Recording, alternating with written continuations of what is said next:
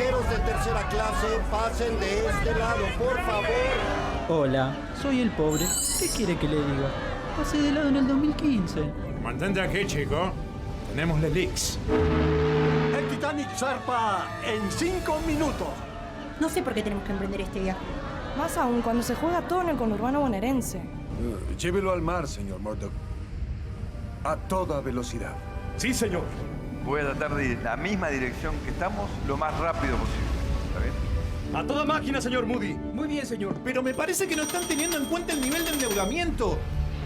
A toda máquina. La caída del consumo interno, las pymes, las paritarias, la reparación histórica. Es un cambio radical. La justicia. No te preocupes, tenemos a Bonadío. Pero aquí no hay trabajadores. No es así. Mira todos los mozos que nos están sirviendo. Su barco es una maravilla, señor Andrews. Gracias, Rose. Otra alerta de ice. Estén tranquilos. Es normal en esta época del año. Mis cálculos de política internacional me indican que el campo siempre te salva. Chicos, chicas, vengan, en la popa está la fiesta del dólar. Tocan los lilitos y de soporte los Duhovne. No importa lo que hagamos. El Titanic se irá al fondo. Hola, soy el pobre. Entonces será el 27 de octubre. Frena tu mente, pobre. Ahí paso el 11 de agosto. Si no hay balotas. Señor Guggenheim, son para usted, señor. No, gracias. Nos vestimos de gala y vamos a hundirnos como caballeros.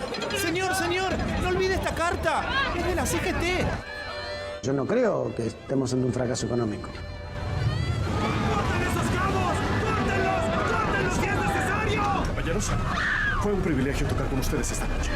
Aquí comienza Pasó a Valores, el instante previo a pensar que lo habías dejado ahí. Quiero a los empresarios que invierten en máquinas, que levantan fábricas, que dan trabajo. Esos hicieron la Argentina grande. Esos hicieron el país.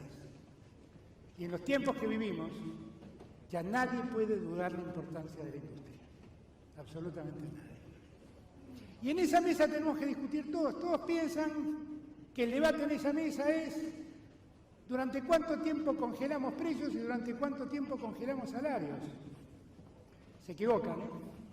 No ese es el debate. El debate es qué es lo que tenemos que hacer para que la Argentina se ponga de pie y vuelva a producir. Y allí todos tienen que hacer un aporte, todos tienen que comprometerse.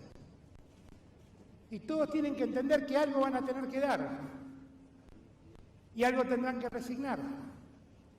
Porque finalmente también, más allá del optimismo de los informes de algunos, las cuentas fiscales quedan en un estado deplorable. Algunos celebran que la Argentina tiene reservas para 6 meses. Yo me avergonzaría terminar una gestión y celebrar eso.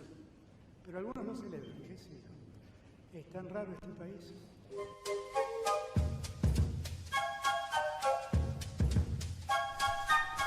Bueno, también celebran la derrota, ¿no? Hay gente que dice que ese 40% es como si fuese un 60% en los sueños. Es un 40%. Alberto Fernández, esto fue entre semana en la Unión Industrial Argentina, a donde está yendo con asiduidad. Para los que decíamos que Alberto Fernández amplíe sus brazos como el Cristo Redentor en Río de Janeiro, de tanta amplitud política, en la cual en ese armado seamos todos bienvenidos, y esa es la lectura que hacemos desde este programa, me parecería también interesante que la cantidad de reuniones que lleva Alberto Fernández en la Unión Industrial Argentina también puedan hacerse en la sociedad rural. Habría que cambiarle las cabezas a algunas personas de la sociedad rural y no pensar que un cambio de gobierno es directamente ir por sus silobolsas. Que un cambio de gobierno es porque la mayoría de un pueblo ha decidido no atacar sus silobolsas, sino tal vez compartirlas, distribuir mejor la riqueza, porque ahí es donde están los sectores más concentrados de la economía que pueden llegar en una situación de crisis económica a darles una mano a la gente que menos tiene. En este caso, ¿quién es el que lidera esos pensamientos desde la política? El presidente electo Alberto Fernández, el que nosotros decimos que es el mensajero del empate. Desde hace un par de programas venimos diciendo que él es el mensajero del empate, es el que tiene que decirle a estos sectores que vienen ganando siempre, che, ¿por qué no empatan un rato? Porque si no, los que pierden van a seguir perdiendo. Y ustedes cada vez ganan menos. Entonces, empaten un rato, a ver si después podemos ganar todos. El que se encarga de eso es Alberto Fernández, quien además, en un discurso que tuvo, la verdad, que muy pocos lugares en donde vos digas, che, me aburre lo que está diciendo Alberto Fernández, porque fue muy contundente, fue un discurso de un poquito más de media hora, en donde también habló sobre algunos datos duros que tienen que ver con que la industria está produciendo, escuche señora, usted que no sabe si va a hacer salsa de escarparo en estos momentos o le va a meter un fileto, la industria produce lo mismo 2019, hoy, que en el 2006. Estamos produciendo lo mismo que en el 2006. Obviamente que el éxito de Mauricio Macri a nivel económico se trasluce en 17 meses de caída de la industria y más de 2 años de caída del consumo interno, ¿no? Lo que decía Pancho Cabrera, hay que reconvertirse, no sé qué, meto un viaje a Punta del Este, vuelvo. Bueno, 2 años de caída del consumo interno. Alberto Fernández lo cierra diciendo que esto se lleva adelante cuando hay una economía que lo que hace es valorizar la especulación financiera. 4 años de esto. Y en definitiva esto recae también en algunos sectores, la poca capacidad instalada que hay. Caso emblemático, alimentos, sector automotor. Pero en alimentos, Argentina, que Macri decía que, textual de Alberto Fernández en el discurso, que Argentina era el supermercado del mundo. Bueno, la capacidad instalada en estos momentos del sector alimenticio en la República Argentina es del 50%. O sea que si vos vendés galletitas, tenés la mitad de las maquinitas que hacen galletitas tapadas con lona. Bueno, eso es a lo que nos llevaba el supermercado del mundo de Mauricio Macri, que anda haciendo alguna mudanza, porque con el tema de los arrepentidos, que me arrepiento un poquito, nada, tengo que decir que Cristina es culpable de todo, menos que no abrió las puertas del cielo, pero bueno, Cristina es como toda la culpa de Cristina. ¿Qué está haciendo Macri? Bueno, parece que la agencia de testigos protegidos ha generado un armado en donde hace como un ente autárquico. Bueno, eso es básicamente mediante un decreto de necesidad de urgencia que lleva a que a días de terminar su mandato intenten acomodar un poco a Fariña. Intenten callar a Centeno, o que no diga todo lo que le dijeron a Centeno que tiene que decir que diga, porque si no, Centeno evidentemente va a complicar a Bonadío. Bonadío es Tornelli ayer con Ramos Padilla. Bueno, es estresante también hablar de judiciales en algún momento. Sí me parece interesante hablar no de la mudanza que está haciendo Macri y ese final decrépito de la administración que ha llevado en estos años a la República Argentina, a un éxito que solamente ve él en un espejo opaco. Pero bueno, es el espejo que él tiene.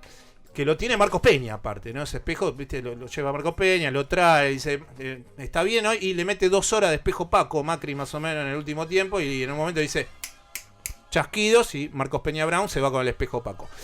Bueno, esa es la vida de Marcos Peña y de Macri, obviamente en Olivos. Más allá de eso, sí lo importante es lo que en este discurso en la Unión Industrial Argentina, Alberto Fernández dice sobre situaciones regionales, sobre esta idea de estoy cercado, soy el único que piensa en una política progresista, y a continuación nos refiere este panorama a nivel Latinoamérica. Alberto Fernández.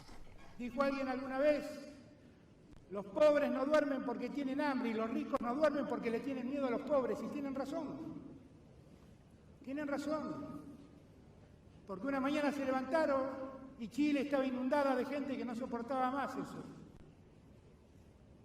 Y Ecuador pasó lo mismo. Y ahora pasa en Colombia. ¿Cuánto tiempo más van a pensar que el ajuste es la solución de las sociedades? ¿Cuánto tiempo más vamos a seguir creyendo que esta sociedad se arregla tirando por la ventana a 10 o a 20 millones de personas? Así no se arregla una sociedad, ¿eh? Y entonces, es bueno que todos veamos lo que nos está pasando alrededor nuestro. Algunos dicen, no, viste, está muy conmocionado. Vos tenés un problema, Alberto, porque estás rodeado de presidentes de la derecha y el continente se ha derechizado. El reclamo de Chile es un reclamo progresista. El reclamo de Colombia es un reclamo progresista. El reclamo de Ecuador es un reclamo progresista. El reclamo de Bolivia, más allá del golpe espantoso y vergonzoso que la OEA aprobó, es un reclamo progresista. Todo eso es. Todo eso es. No dejemos que la gente salga a la calle a decir no damos más. Y acuérdese, Alberto, que si se sale de la línea, le pidió a la juventud en diferentes discursos que se lo hagan acordar, porque para eso es un presidente elegido por el pueblo. Alberto Fernández haciendo gala de su pragmatismo y entendiendo que a veces la situación no solamente tapa a lo cotidiano, sino hay ejes centrales que tienen que ver con para dónde extiendo los brazos. Y nosotros repetidamente en este programa dijimos que la solución de la Argentina en estos tiempos es que el presidente, el Poder Ejecutivo, entienda que hay que abrir los brazos lo máximo posible, como ayer por la mañana en su departamento recibió a Ricardo Alfonsín, o como también en diferentes gestos que ha llevado el presidente electo, lo que hace es proponer una apertura que va seguramente a dejar no bien acomodada a la oposición, porque le saca el libreto en donde se siente más cómoda, que es, dice que va por el diálogo, no promete tanto diálogo, y yo como opositor ahí voy a colar la crítica hacia esa administración que prometía diálogo y que no está cumpliendo. Me parece que la clave es no hacer el juego de esas cuestiones, porque aparte nos va a hacer crecer como nación. Es tan simple y tan sencillo como eso. En cuanto a lo cotidiano y el día a día, bueno, sí, los nombres. El 6 se devela todo. El 6 vamos a saber cuál es el gabinete de Alberto Fernández. La duda se centra en economía. Algunos creen que Nielsen sí, que Nielsen no, que es propicio para una refinanciación de bonos, de deuda, que tiene contactos con Washington, que tiene contactos con Wall Street. Otros creen que tal vez el eje de las políticas lo va a manejar Matías Culfas desde el Ministerio de Producción, porque va a generar los ejes importantes para que la economía, el consumo interno, todo lo que tiene que ver con hacia dónde exportamos, cómo hacemos que entren los dólares y regular ciertas cuestiones económicas. Eso lo está manejando Matías Culfas, y ahí me parece que está el eje de entender para dónde van las políticas de Alberto Fernández. Porque es más importante los ejes políticos que las caritas. Siempre es más importante los ejes políticos que las caritas, porque las caritas van y vienen. Los ejes son esa ruta que cuando vivís en la Argentina y querés conocerla toda, terminás en el sur. Invariablemente. También podríamos ser un tanto futuristas y decir que a Alberto Fernández en los próximos años le queda un camino y él es un corredor de maratones, en donde en esa maratón imaginaria empieza con el beso de despedida de Cristina y al final de esa maratón se encontrará con el abrazo de Máximo. Y todos hacemos un silencio y nos quedamos pensativos y elucubramos, ¿no? ¿Qué hará Alberto Fernández en estos años en donde, atenazado por Cristina Fernández y a la espera de Máximo Kirchner, todos tendremos que ver si Alberto puede zafar de eso? Imágenes atrás. No hacemos ese periodismo, lo sabemos muy bien. Y es sábado, y como es sábado hay muchas otras cosas que contar, más allá de la administración que va a llevar adelante en algunos poquitos días el presidente electo Alberto Fernández. 7 años para ser médica o médico, 5 años de concurrencia ad honorem, 4 años de residencia. Recordamos que la residencia y la concurrencia no son obligatorias, lo haces para seguir formándote. ¿Qué es un plan de morosidad para la FIP? Y lo viven de esa manera quienes estudiaron medicina. Sí.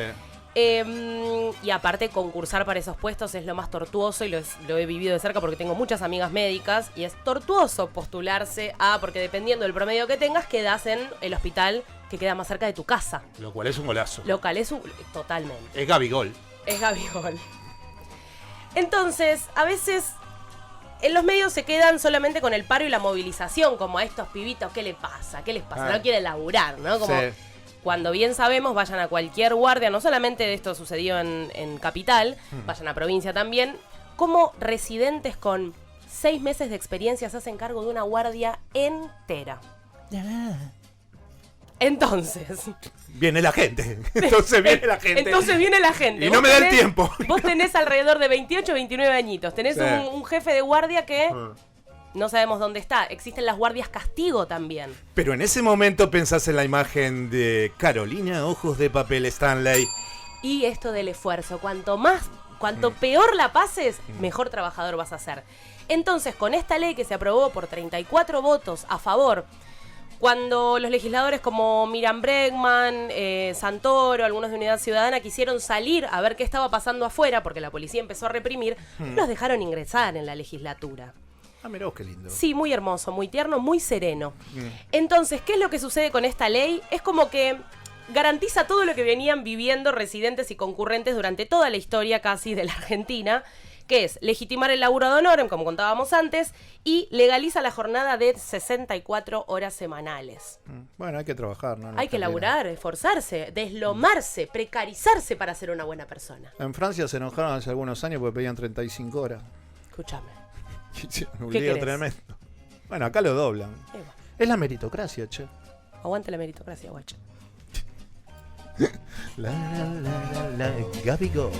Hace 2 semanas hablábamos del bloqueo electoral que hay en España. Vos que tenés ya otro hubo... bloqueo también. ¿Cuál? No, digo. No, algunas palabras. Muy tranquilo, estoy muy tranquilo. Si hablamos de la final de la Libertadores. No. Ah, bueno. Linda gente en Lima. ¿Viste? Hermosa. Hace 2 semanas hablábamos del bloqueo electoral que hay en España, que ya hubo 2 elecciones en un año. Bueno, está pasando lo mismo en Israel. No. Sí, en Israel hubo elecciones en abril, hubo elecciones en septiembre y en ninguna de las 2 elecciones formaron gobierno. ¿Qué pasa con Bibi? Sí, Bibi está medio complicado. Bibi Netanyahu. Sí, el presidente israelí, porque el ala derecha, encabezada por el Likud, que es el partido de Bibi Netanyahu, junto con los partidos ultraortodoxos y la extrema derecha, suman 55 escaños en la Knesset. El bloqueo de centroizquierda, encabezado por el partido azul y blanco, suma 54, o sea, están 55 a 54. Qué lindo estar ahí. Para lograr la mayoría tienen que tener 61. ¿Qué pasa? Movimientos sociales. ¿A quién tiene que convencer? A Israel Nuestra Casa, que es un partido laico de derecha, que estuvo con Likud, en los últimos gobiernos estuvo con Likud, pero porque hay un problema con los ultraortodoxos. Ellos son laicos y tienen un problema con los ultraortodoxos, que ellos no quieren hacer el servicio militar obligatorio. Claro. Entonces, no quieren negociar eso, entonces no se unen al gobierno de derechas. Tampoco quieren unirse al gobierno de izquierda porque están los árabes ahí. Entonces ahí hay como un bloqueo electoral donde ni el ala izquierda puede formar gobierno, ni el ala derecha tampoco. Entonces parece ¿Y el que partido de Lilita Carrió cómo se llama? El partido de Lilita Carrió se llama Israel Nuestra Casa. Claro, que son los que están ahí viendo a ver qué sucede. Si dejo no, la política, claro. no la dejo. Estuvieron con Likud en los últimos gobiernos, por esta diferencia de que los ultraortodoxos no quieren formar parte del servicio militar. Ellos dicen que tienen que formar parte porque son israelíes como todos. No pudieron unirse a ninguno de los 2 gobiernos, ni el ala izquierda ni el ala derecha. ¿Y votan de nuevo ahora? Parece que van a votar de nuevo en marzo. Otra elección, la tercera. Va una delegación española a contener al pueblo. Están yendo unos españoles y dicen, Justo no son adecuados, me parece. Yo ya viví esta experiencia. Claro. Ustedes tranquilo. Nada, tienen que ir a votar un domingo, es así. Toda la plata que están gastando, ¿no? En las elecciones, 3 en un año, va a ser una locura. Eso, ¿sabés? Es para la gente que dice, no, el sistema parlamentario es lo mejor que te pasa en la vida. Sí. Todos los sistemas tienen sus huecos. Yo estaba de acuerdo también, y ahora hay un bloqueo ahí donde... ¿Y porque, viste, cuando no sale, y bueno, ahí tenés que, más allá, con la coalición no te alcanza, no es solamente una coalición, claro. es que logres conformar una coalición que pueda vencer y poner a un político de tu coalición al frente del Ejecutivo. Con un gobierno, con ministros de otros partidos, es muy complejo. La otra opción era que se unan el Likud y el Partido Azul y Blanco, que fueron los dos grandes ganadores de la elección. Sí, pero derecha e izquierda, ¿no? Y el principal problema es que el presidente, Bibi, no quiere salir del poder porque él tiene 3 denuncias por corrupción. Qué raro, es el único que le pasa eso. ¿Viste? Que no quiere salir del poder. Le pasó. En Israel se puede como turnar el primer ministro, puede haber como un primer ministro donde primero Eva Bibi, después Gantz, que es el de azul y blancos, pero como Gantz no le garantizaba a Bibi que iba a ser el primer ministro, en esta cosa de turnarse la... Bueno, que hablen con Putin. ¿Por qué Putin? Y tiene experiencia en esas cosas. Viste que en algún momento puso a Medvedev. Lo puso 4 años. Era su jefe de gabinete de ministros. Después volvió Putin. Medvedev. Bueno, justo Putin, justo los laicos son los judíos rusos. Sí. No sé qué tiene que ver con Putin, pero bueno, están ahí. O sea, los judíos estos laicos que no negocian ni con la izquierda ni con la derecha, son los judíos rusos que ahora viven en Israel. No, ya te armé el despelote con los lilitos. Sí. Basta, tirate ejemplo. Basta. Los españoles que descienden en Tel Aviv y hablan. No. Bueno, parece que va a haber terceras elecciones en marzo. Hay una gran preocupación para la derecha, que es que los árabes cada vez votan más, porque en septiembre lograron 2 lugares más en el Congreso que los que habían logrado en abril. Claro. Así que por ahí en marzo, por ahí los árabes se meten un poquito más en el Congreso israelí. Sí. Veremos qué pasa. El yaguareté es una especie que siempre preocupa por el tema de que hay pocos ejemplares, que está en peligro y por la deforestación en su territorio, a tal punto que solamente quedó recluido en el 5% del territorio original. Por eso Marcos Peña los puso en los billetes. Claro, para que lo tengamos siempre presente. Pero lejos de traerles malas noticias, hoy es una buena, y es que aumentó la población de yaguaretés en Misiones. Buena noticia. ¡Vamos con ese aplauso! ¡Vamos el yaguareté, mamá! Hijo de jaguarete. Sí, la población aumentó en el bosque atlántico de Alto Paraná, Sí. que tiene que ver por un proyecto de yaguareté que es argentino, también un proyecto de Brasil. Esto se dio a conocer ayer, que es el último monitoreo poblacional de la especie, porque fue el Día Mundial y Provincial de Yaguareté ayer viernes. Los estudios similares que se habían hecho con anterioridad ¿Qué dicen? daban que en el 2005 había entre 30 y 54 especies. Pero ahora, en el 2018, 84 a 125 especies. Siempre es un rasgo así de mínimo y máximo porque es muy difícil saber con exactitud cuántos hay. ¡No se inunda más! Pero bueno, es una gran noticia que tiene que ver con el esfuerzo realizado por las instituciones. ¡Carajo! Que sirven y que tienen que seguir y esforzándose para poder sacar de peligro a esta especie. Sí. Porque el carajo no se acuerda la gente. ¡Ay, es verdad! Lo que quedó en la memoria colectiva fue el ¡no se inunda más!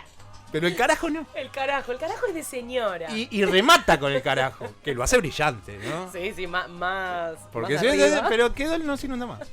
Pero hubo un carajo ahí. Hubo tantas cosas, ¿no? Primero, antes que nada, vamos a felicitar al Flamengo, que gastó $80 millones para conseguir su segunda Copa Libertadores de la historia y lo consiguió. Bien, sos un gran tipo, Como ya dice, lo sabemos. como dice la frase, el dinero todo no lo puede comprar, para lo demás, bueno. La audiencia se está muriendo de risa en estos momentos. Socarronamente lo sabés, Bosca, porque vos venís con hay que creer. Ahora ya no creemos en más nada. ¿Cómo es eso? Yo creo en todo, en Porque el hay dinero. que creer. ¿Cómo es la frase Creo esa? en el dinero, ¿cómo no voy a creer? ¿Cómo era eso? Que la gente crea porque tiene que creer. Estamos muy Se quedaron nerviosos. sin iglesia, o sea, No, da. el jueves Gallardo nos dejó un poco nerviosos porque todo parecía indicar que en conferencia de prensa iba a decir que seguía, pero viste, siempre te juega el misterio. Así Sí. que, como siempre lo digo, tenés nuestro apoyo porque más allá... Alguien me preguntó, ¿lloraste después de perder? Y le dije esta frase que, anótensela, que es de mis frases. A ver, estoy anotando. Cuando llorás tanto por felicidad, ya no te quedan lágrimas de tristeza para derramar. Le dije así. Lo dijo un divorciado eso. Un resentido. Como diciendo, sí. Ya cuando llorás por tanta felicidad. Claro. Así que no, en serio, felicitamos a ¿Y qué hizo? Tiró esa y se paró. Y esperó el aplauso. ¿Qué hizo? Tiró magia, loca. Y sí, aparte era un hincha de Racing, entonces como que... Es como que le dije, bueno. Silencio. Sí, no me podía decir nada, no me podía retrucar. Pero No, el Munia se queda. esperemos que sí. Con toda esa vida. No como él, como siempre, viste, espera a fin de año los balances. Él labura mucho en balance. Hay que ver el minuto 85 cómo lo maneja. Y hay que ver qué hace ahí. Pero hablando en serio, teníamos muchos miedos.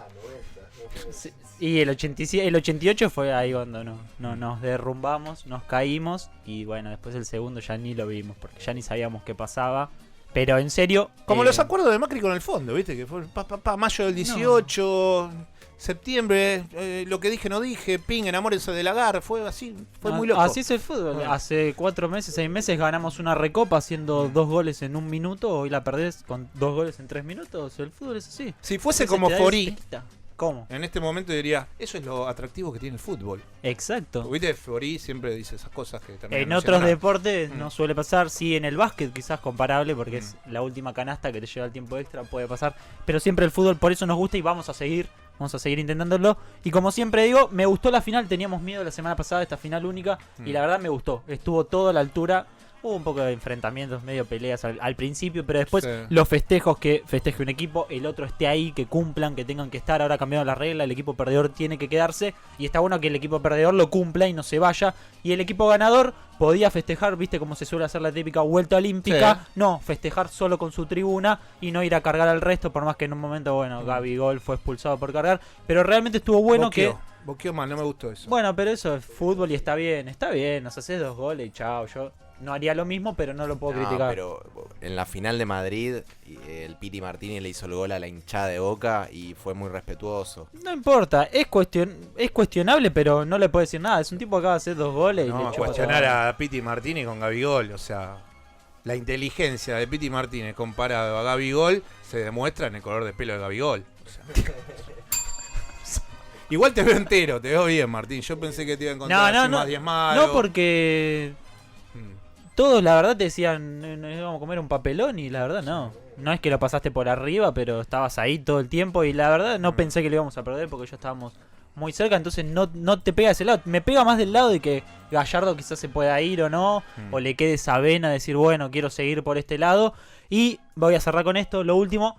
Como me gustan mucho los datos, lo traigo acá para mufarlo. Porque desde el año 2014, algo que nos enteramos ahora es que el equipo que gana la Copa Sudamericana, al año siguiente, un equipo del mismo país la gana, la Copa Libertadores. Con lo cual lo voy a mufar porque este año, Independiente del Valle de Ecuador ganó la Copa Sudamericana, con lo cual el año que viene la debería ganar un equipo ecuatoriano de la Libertadores. Así que lo voy a mufar para que no pase, ¿no? Que sea un argentino aunque sea.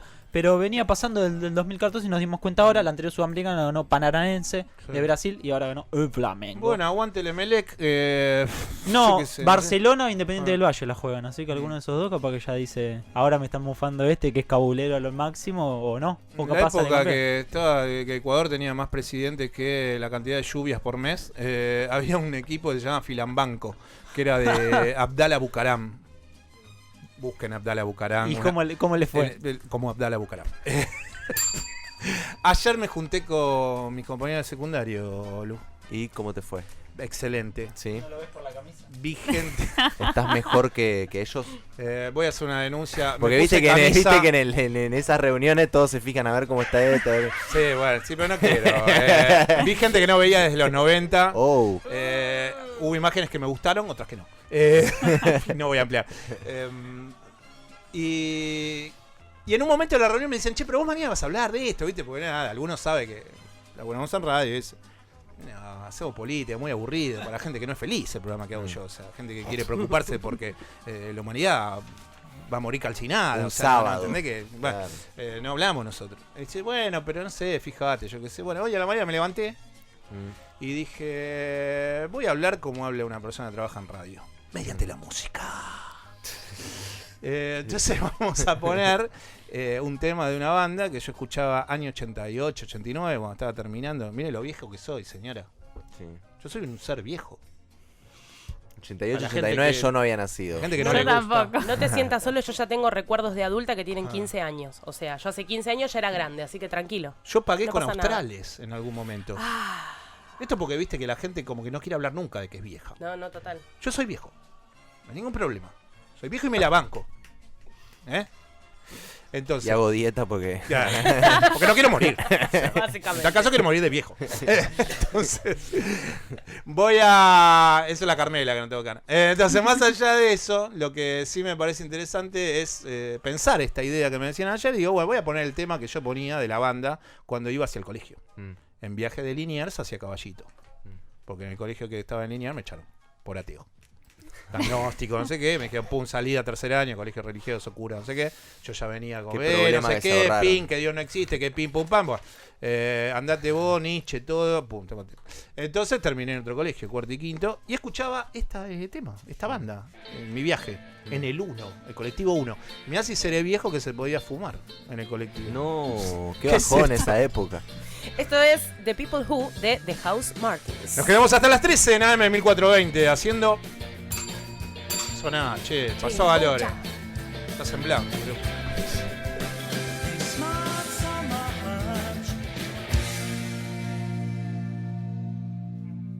El martes sucedió algo muy interesante en el Senado de la Nación, en donde se le otorgó el premio, la mención de honor, que es la mención más importante que da el Senado, la Cámara Alta de la República Argentina, a alguien que está en línea. Esa mención de honor se llama Juana Zurduy y fue Pino Solanas quien le entregó esta distinción y siempre es un placer hablar con ella, fue muy emotivo. En realidad yo tenía que irme rápido hacia otro lugar y ella estaba en una vorágine de abrazos de gente y ella se llama Nora Cortiñas, que es una madre de Plaza de Mayo. ¿Qué tal, Nora? Marcelo Aymar te saluda, ¿cómo estás?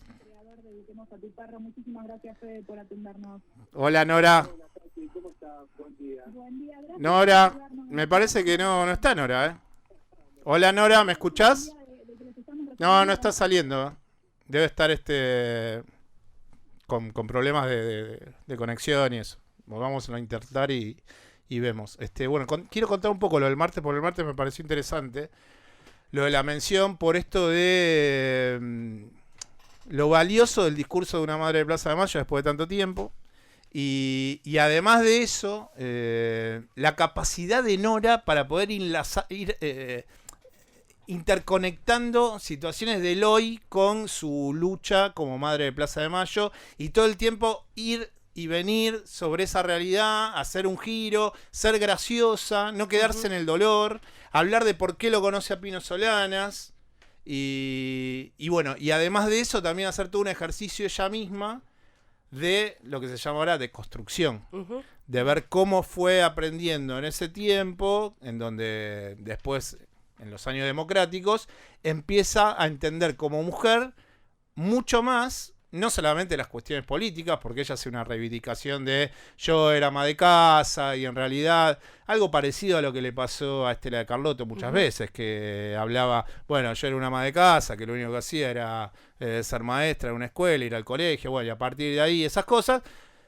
Bueno, y en relación a eso termina enlazando todo un discurso que es muy atrapante, fue un momento muy emotivo y en donde además, por eso quería tratar de compartirlo con vos y con ustedes, de cómo, porque yo me ponía en la cabeza mientras la escuchaba a Nora y digo, claro, está hablando de una persona que tiene, no sé, pone 80, no me interesa saber cuánto, es una persona mayor.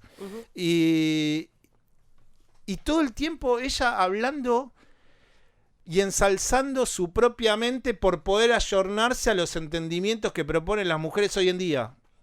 Y diciendo, miren, yo no era esto y eso lo cambié. Entonces, desde mi costado de hombre, me llenaba de emoción escuchar a una persona que encima me había puesto parado en un costadito en el Senado y justo me... Hola, Nora, ¿me estás escuchando? Hola, ahora sí. Bueno, y ahora yo también te escucho, Nora, ¿cómo estás? Estoy hablando del discurso que el martes nos regalaste a todos cuando te otorgaron la mención de honor Juana Zurduy. Y lo que estaba hablando era básicamente del propósito y las ganas tuyas de querer explicar cómo una mujer que es una madre de Plaza de Mayo se pudo deconstruir y entender todo este movimiento de valorización y de ganancia de derechos por parte de las mujeres y también verte vos reflejada en la capacidad que pudiste para poder entenderlo y no quedarte solamente con la lucha que representa, importantísima, ser una madre de Plaza de Mayo, pero también ayornarte a esta realidad de la mujer. ¿Cómo estás viendo y en definitiva si te gustaría ser una mujer del hoy?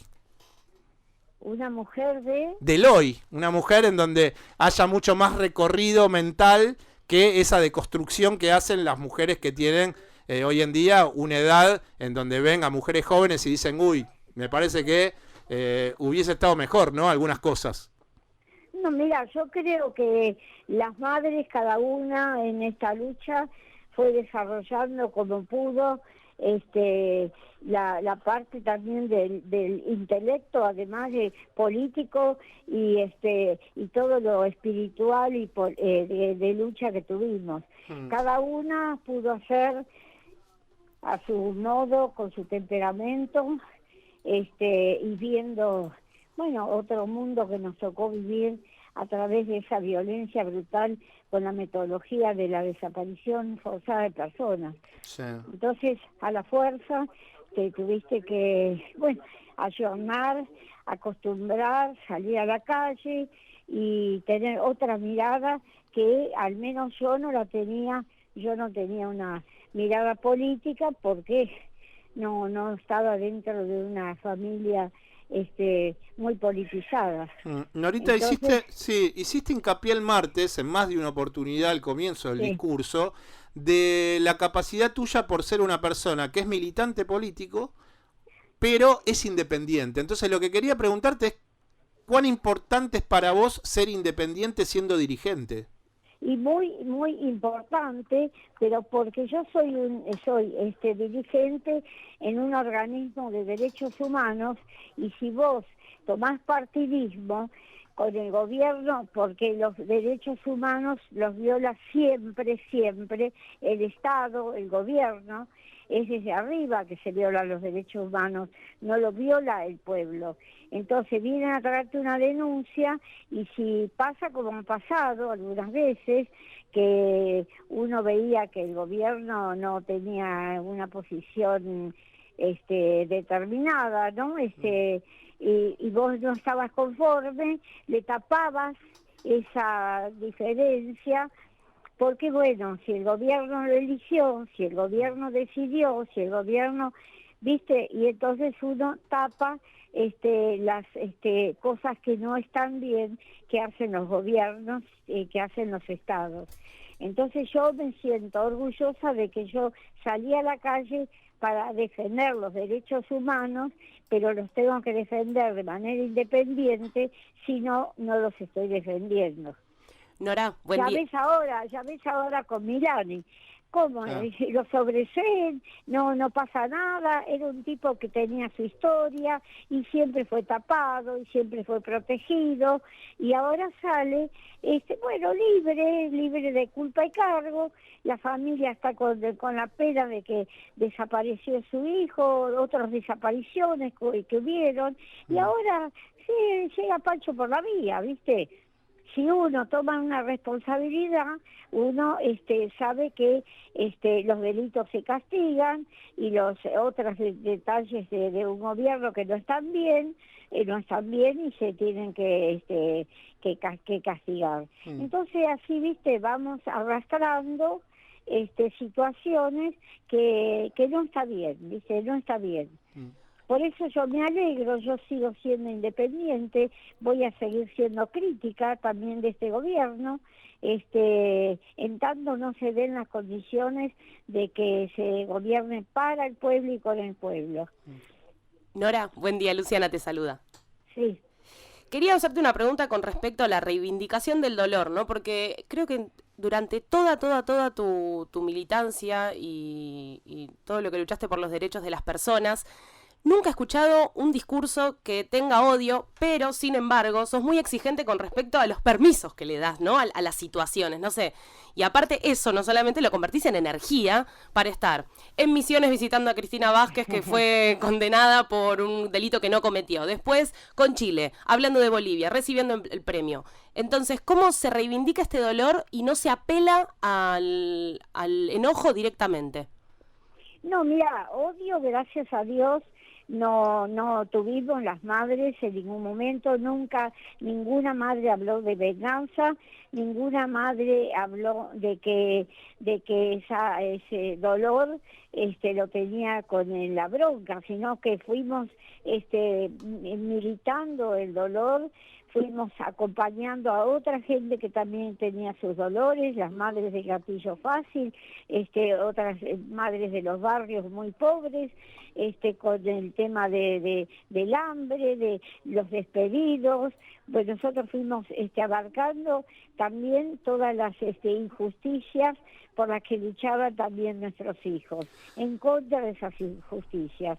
Entonces fuimos haciendo un abanico de solidaridad que también nos ayudó y nos ayuda a seguir transitando, ¿no? Por ahora que estamos tan mal con el tema de la inhumanidad que hay en gobiernos como Chile, Bolivia, Colombia, Ecuador, Palestina, Haití, que no lo nombra nadie, Siria, todos los países que están perseguidos por el neoliberalismo, por toda esta mierda que hay, que es pobreza y persecución. Si uno tuviera un partidismo directamente estando en esta lucha, es imposible, porque vas disculpando cosas, ¿no? Qué sé yo, el maltrato a las comunidades indígenas. Entonces te callás la boca, porque si el gobierno, procede así, ¿viste? Sí, hay cuestiones de encuadramiento partidario. Nora, para cerrar, porque sé que tenés pocos minutos, me gustaría la última pregunta que nos cuentes al final de las palabras que el martes nos contabas a todos en el Senado. Hablabas de cómo era cuando las echaba a las madres de Plaza de Mayo la policía en esas primeras rondas que hacían las madres los días jueves. Contanos brevemente la anécdota con los policías y que me parece muy importante para entender qué era lo que le pasaba a una madre en esos años. Bueno, el maltrato y apuntándonos con las armas y inclusive sacándonos de la catedral con armas que ellos no podían llevar adentro de una iglesia y adentro de la plaza y todas esas barbaridades que hacían y que fuimos pasándolas como pudimos y enfrentándolos. Las madres enfrentamos la brutalidad y enfrentamos toda la violencia que hemos recibido, pero lo hemos hecho con una ética y con un respeto de nosotras mismas, para que entre nosotras todas supiéramos que teníamos que fortalecernos todos los días para enfrentar lo que era una dictadura cívico-militar, eclesiástica y económica.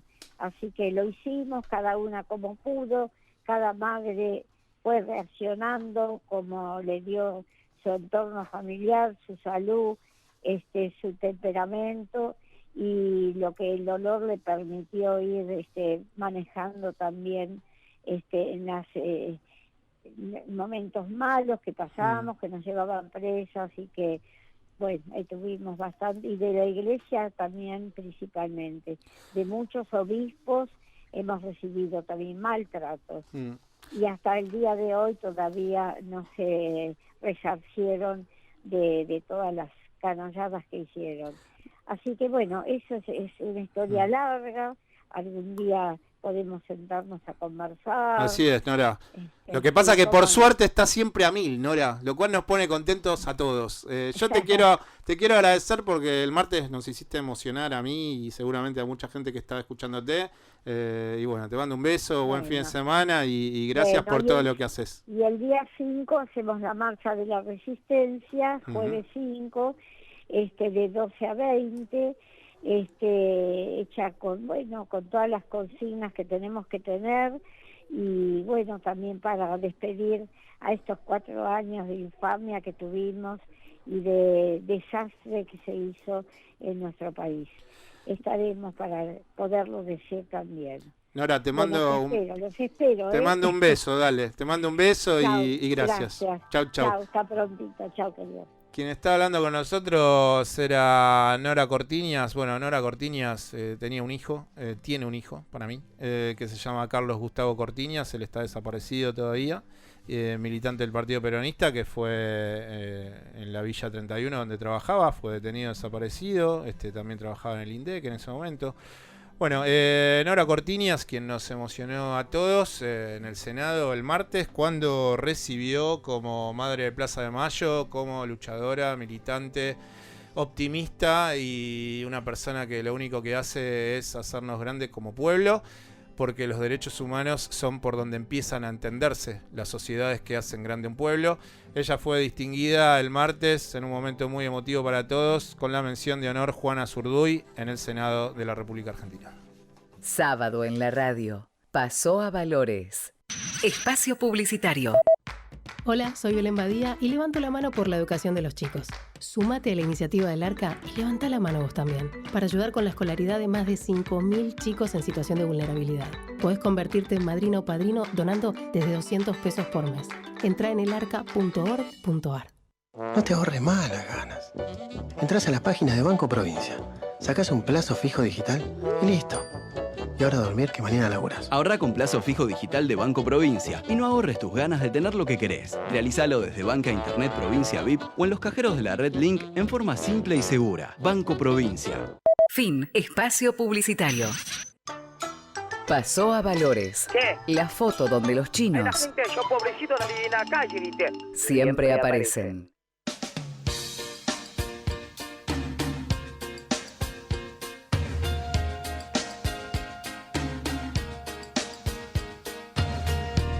Hola, ¿qué tal? Hola, Olis. ¿Qué tal? Muy buenos mediodías. Este programa se llama Pasó a Valores, se emite por AM 1420 con vos. Quien les habla es Marcelo Aymar y estoy con Luciano Fornaro. ¿Cómo estás, señor? Estoy con Sofía Montesanto. ¡Hola! Y estoy con Luciana Pérez Patiño. ¡Hola, Luis! Nos estuvimos aburriendo. Entonces el sábado pasado en la emisora, en la puerta de esta emisora, chequeándonos Luis todo. Le mandamos un abrazo a Luis, está abajo. Cuidándonos, Luis, viste, de la así inseguridad. Es, siempre, siempre. Entonces estábamos hablando y diciendo, che, nosotros tenemos un tema libre y sería interesante cambiar esta modalidad, que vengo yo siempre como conductor y pater familia, Sarasa. Lo instalo y esto, que aquello, sé que hagamos una cosa, a partir de ahora hacemos rondita de tema libre. Entonces, cada semana un integrante de Paso a Valores de esta mesa de trabajo instala un tema libre. Obviamente que le decimos a la audiencia, que ya lo debe saber, que este tema libre lo trae el que lo trae y los demás no es que andamos WhatsApp, grupito. No, se instala acá y se trabaja acá y listo. O sea, es como una cosa así, como los años en donde estuvo Sturzenegger al frente del Banco Central. Es así, metas de inflación, todos los años 5% y se fueron cumpliendo. Sí, se fueron cumpliendo. Todos se reían. Y dejó de hacer movimientos con las manos. Sí. ¿El cambio de look es por el cambio este? Del 5% de las metas de Sturzenegger. No, por el cambio del modo acá del tema libre. El tema libre directamente en esta ocasión lo va a trabajar Luciana Pérez Patiño. No sé qué nos trae, ¿con qué nos sorprende? Me sorprenderé. Poneme una canción psicodélica, Charlie. Mientras vamos empezando en este clima, este mediodía. Pero viene de chamulleta. No, vino con acting, con un montón de acting. Yo había pensado durante la semana una temática. Sí. Hasta que ayer mi cabeza por fin soñó sueños lindos. Soñó sueños. Soñó sueños, sí. Ya te chapo cuando me dicen eso. Soñé sueños. Ya estoy, viste, la comisura ya me la limpio, ya viene el beso. Sí. Por fin soñé algo que no tiene que ver con la política. Pasó, por fin pasó. Fue un sueño flashero, fin. ¿Soñás con la política? Sí, mal, sí, chicos, es terrible. Sí, estoy complicado. complicadísima. Entonces yo ayer estaba en mis sueños. Charlie, la música flashera, por favor. Sí. Se ponía a maltratar al operador. Producción, por favor, producción. Le das un poquito de conducción a las locutoras, ¿viste? Y empezamos a maltratar a la gente. Soñé que estaba en una playa de Brasil, porque yo sabía que era Brasil, con mi prima, que le veía ahí a lo lejos. Y en un momento... ¿Por qué tu prima? Porque mi prima también tengo como una obsesión, así como una idealización con ella. Sí. Eugenia, te mando un besito grande. O sea, ¿vos soñás con Alberto Fernández o tu prima? O con mi prima, sí. Eva. Entonces veo de lejos, como que veo una mochila fucsia, que era la mía, y digo, che, se me está yendo la mochila por el mar. No, qué bajón, boludo. Paren, chicos, paren. Qué bajón, ¿saben qué es lo peor? bajón. Que era una mochila como fluorescente y no era una mochila, era una persona, era una mujer con una malla enteriza. Esperen. Claro, como Wilson en Náufrago. Pero ¡Wilson! Pero yo ya había empezado a nadar. cuando estoy en la mitad donde rompe la ola grande, aparece un olón. Un olón gigantesco. Y Matei 4. De esos de surf arremangándose. De esos de me Mar del Plata. encantan esas olas enormes. Qué lindo. Yo me meto ahí en la rompiente, pero... Vos haces todo lo que yo no hago. Lo cual está muy bien. Lo cual está muy bien. Bueno, entonces, ¿y veo qué que pasó? llega la ola, digo, en ese momento tenés o para meterte por abajo o huir con todo tu ser. No, la onda mejor es meterse También, por abajo. no, Aparte pero no también llegás a huir. podés barrenar la ola. Yo que elegí, barrenar la ola. ¿Viste? Yo Era siempre, esa. Siempre que quise barrenar las olas, nunca me salió. Siempre me quedo a mitad de camino. También podés terminar como mi madre cuando se mete al agua, que le agarra una ola por la mitad y termina dando tumbos. Ay, que no te podés levantar, Sí, es muy gracioso. Cual política de Duhovne, o sea, en el mar. Bueno, pero a la orilla llegás de alguna forma, pero llegás. Sí, devaluado, pero llegás. O sea, eso no te quepa ninguna duda. Arranco a bracear y puedo sobrellevar la hora, la barreno como una campeona, mirá, así le como metió. Schumacher. Le metió. Entonces Bien. yo veía cómo los pececitos pasaban por abajo. Digo, uy, loco, Pero son pará, tiburones. pará. Me ¿Barrenás la autoconvencía de hora? no tener miedo, ¿entendés? Claro. Ahí está la onda. Pero barrenás la ola con la mujer esta que estaba perdida. No, la mujer no sé dónde quedó. Ah, al final no salvaste a nadie. La mujer no sabemos. Yo Ah. me tenía que salvar yo en esa ola. Porque ¿Y yo la me estoy mochila? salvando a los demás.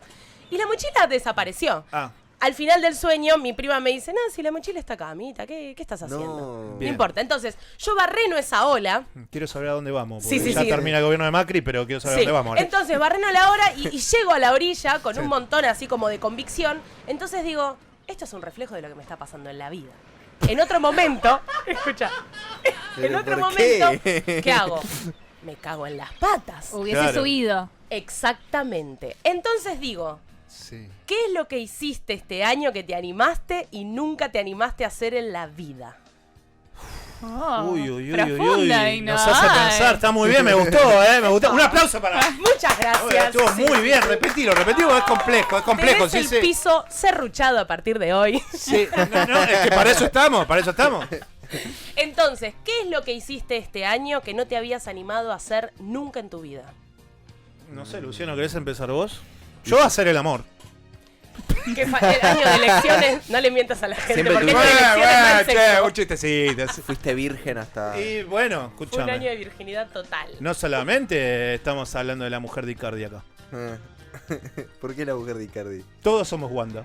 ¿Por qué? Y bueno, porque en algún momento ya decía que era virgen. Ah, me había re olvidado de Es ese verdad. cuento. sí, Se es hizo verdad. famoso así, Ese me había olvidado yo Me también. olvidé de ese cuento. ¿Qué hice este año que no? Tal vez tranquilizarme. Posta, hablando en serio, tal vez tranquilizarme. Porque si no. Claro, tomar otros hábitos. ¿Nunca te animaste a tranquilizarte? Y la ansiedad me mata. Pero sí, hablando en serio, si tengo que poner acá, sí, empezar a tranquilizarme. Darme cuenta que si sigo a ciertas velocidades, me la voy a poner en la pera. Y entender todo eso es darte cuenta, por ejemplo, que si estás en Plaza Miserere, tenés una reunión a las 2, vos vivís en Almagro y decís, bueno, intento ir al banco, llego y después como a las 4 cuando llego a casa, digo, no, pará, son las 1 menos cuarto, me voy a esta casa, como algo y llegaré 2 y cuarto a la reunión, pero hago lo que tengo que hacer, que es comer al mediodía. Sí, obvio. Y eso a la larga suma, porque la tranquilidad hace bien. Al principio los demás no Ahora, entienden. pará, ¿eh? adquiriste Porque ese hábito recién ahora. Nunca es tarde, mejor tarde que nunca, querido. la vida es aprender, ¿no? También. Y bueno, a mí me llegó tarde, pero me llegó. Entonces como que intento ahora los tiempos, ¿no? Sí. Tengo que cenar, tengo que tomar una medicación a la noche, entonces me acostumbro a cenar. Yo eso lo llamo maternarse. Sí, yo lo llamo estar viejo también. Automaternarse. Pero bueno. Estar A más mí me cerca de la pasó, muerte, a por mí me eso. pasó con, Claro. con el canto y la música me pasó. Yo de chico siempre me encantó, pero cantar, o sea, diariamente me levanto y ya y ya canto, ¿entendés? Eso no quiere decir que lo haga bien, obviamente, ¿no? No importa. Pero he tenido una banda, yo tocaba la batería por esta inseguridad del canto, de, che, mirá, me gusta cantar, pero no canto bien, o no afino tanto, qué sé yo. Fíjate. Y este año fue como, listo, ya está, me tiro a la pileta, empiezo a hacer canciones, a escribir, siempre quise escribir, nunca escribí, ahora empecé a escribir, entonces creo que ese fue el gran salto que hice este año, sí. Empezar a cantar y a escribir, más que nada. Y es verdad, porque nosotros estamos viviendo todo ese proceso. Sí, señor. Con mucho cariño. Igual acá ya no canta más, no sé por qué. Y porque ya tengo un contrato de exclusividad. Era que jugar. Bien ahí, hay que empezar por los lugares que corresponden. Igual, alguna columna tendrías que hacerla rapeada como para Bueno, dale. Un pedacito, tampoco todo. En esta nueva Estaría modalidad, pregunto, ¿no? ¿Vos le dijiste al Martincho que no venga a contar su testimonio? Porque está afuera, se hace el gil. Para mí se hizo Se hace re el gil, no entra, no sé qué le pasa. ¿Usted va a venir a dar algún tipo de testimonio, Boscarol? O no, Boscarol no se hace cargo, no sé, complicado. Sofía, no sé, vas a venir a trabajar. Están recibiendo muchas críticas por parte de gente de afuera, pero no vamos a... Son irreproducibles. Vení, Luis. Fueron muy buenas. Fue Luis seguridad de este No, programa. Luis está trabajando abajo, no. Las dos cosas que dijimos nosotros fueron de corazón, tanto la de Luciano como la mía. Que vengan al aire. Yo no me hago cargo. Yo voy a decir lo mío. Esperando. Hice algo que me sentí muy orgulloso, que es... No es que yo soy millennial, entre comillas, no sé qué, pero hice... Este año no sabe qué es, pero bueno. Tuve que hacer un viaje largo y Ah. hice 3 combinaciones de subte, le juro, sin mirar el celular, sin mirar un mapa, nada, guiándome con cartelitos. Y me sentí como... Bien, esto está bien. A mí me gustan esas cosas también. Pero surgió, no lo planeé. No, pero pará, la combinación de subte es lo más fácil del mundo, hacerlo sin Google Maps. Y pero el que Tenés no lo el sabe. tenés el Pero al que no lo cartel sabe. ahí que te dice No. subte B, subte C, No, al que no dale. lo sabe, no. Para hacer es como... Habló Juan Carlos Millennial. Claro, no. Pará, no. Así que me siento orgulloso de eso. Sofi, ¿vos qué tal? Yo creo que tiene que ver más con también un proceso de empezar a la exposición, que tiene que ver mucho con esta Uy, eso es carrera. tremendo. Yo antes tal vez opiniones y eso me las guardaba, porque no ofender, no estar así en discusión por persona diferente. Y es como que empecé a decir, bueno, lo digo de una manera, obviamente, no para ir al choque, sino para un intercambio. Sí. Pero antes era más, me callo. Y ahora digo, bueno, lo digo, pero obviamente me fijo la manera de decirlo. Sí, sí, Yo sabés que pasé el proceso contrario. Yo antes hablaba y opinaba sobre todo y últimamente...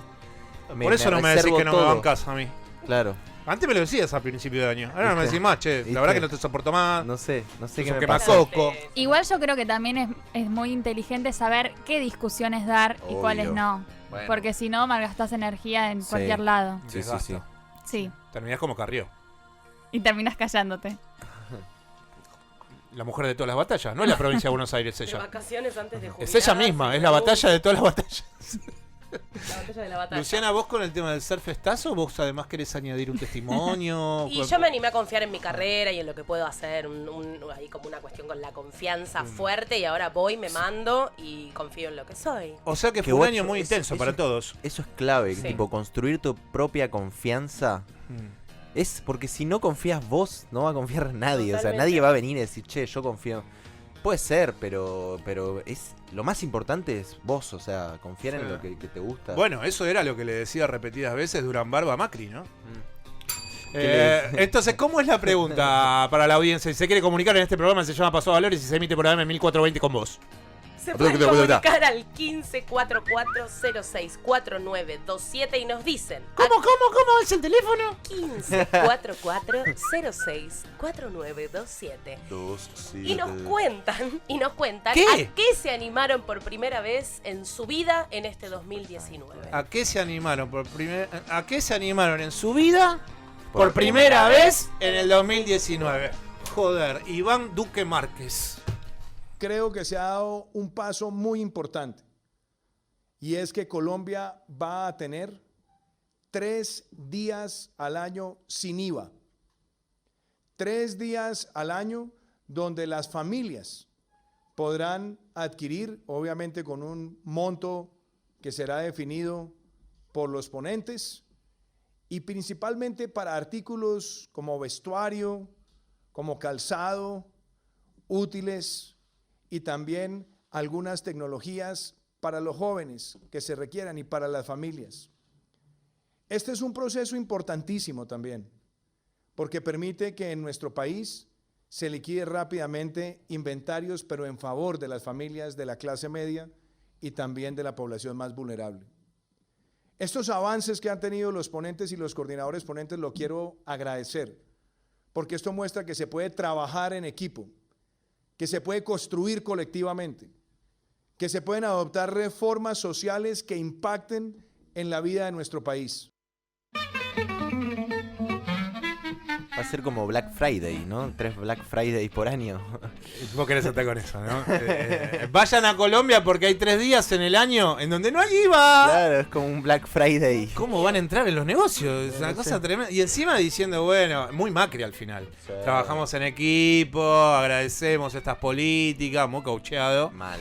Y diciendo algo que es irrisorio como política de Estado. ¿Cómo vas a salir a hacer un anuncio diciendo, che, ahora vamos a avanzar, vamos a ir para adelante? Porque el colombiano va a tener 3 días al año en donde nosotros, mediante una comisión, que le vamos a poner un tope de gasto, porque no es que vas al negocio y un como tope encima. Esos 3 días de IVA ya está. Ahora, si vos vas esos 3 días, caes el día 2 del año, no sé, 18 de mayo.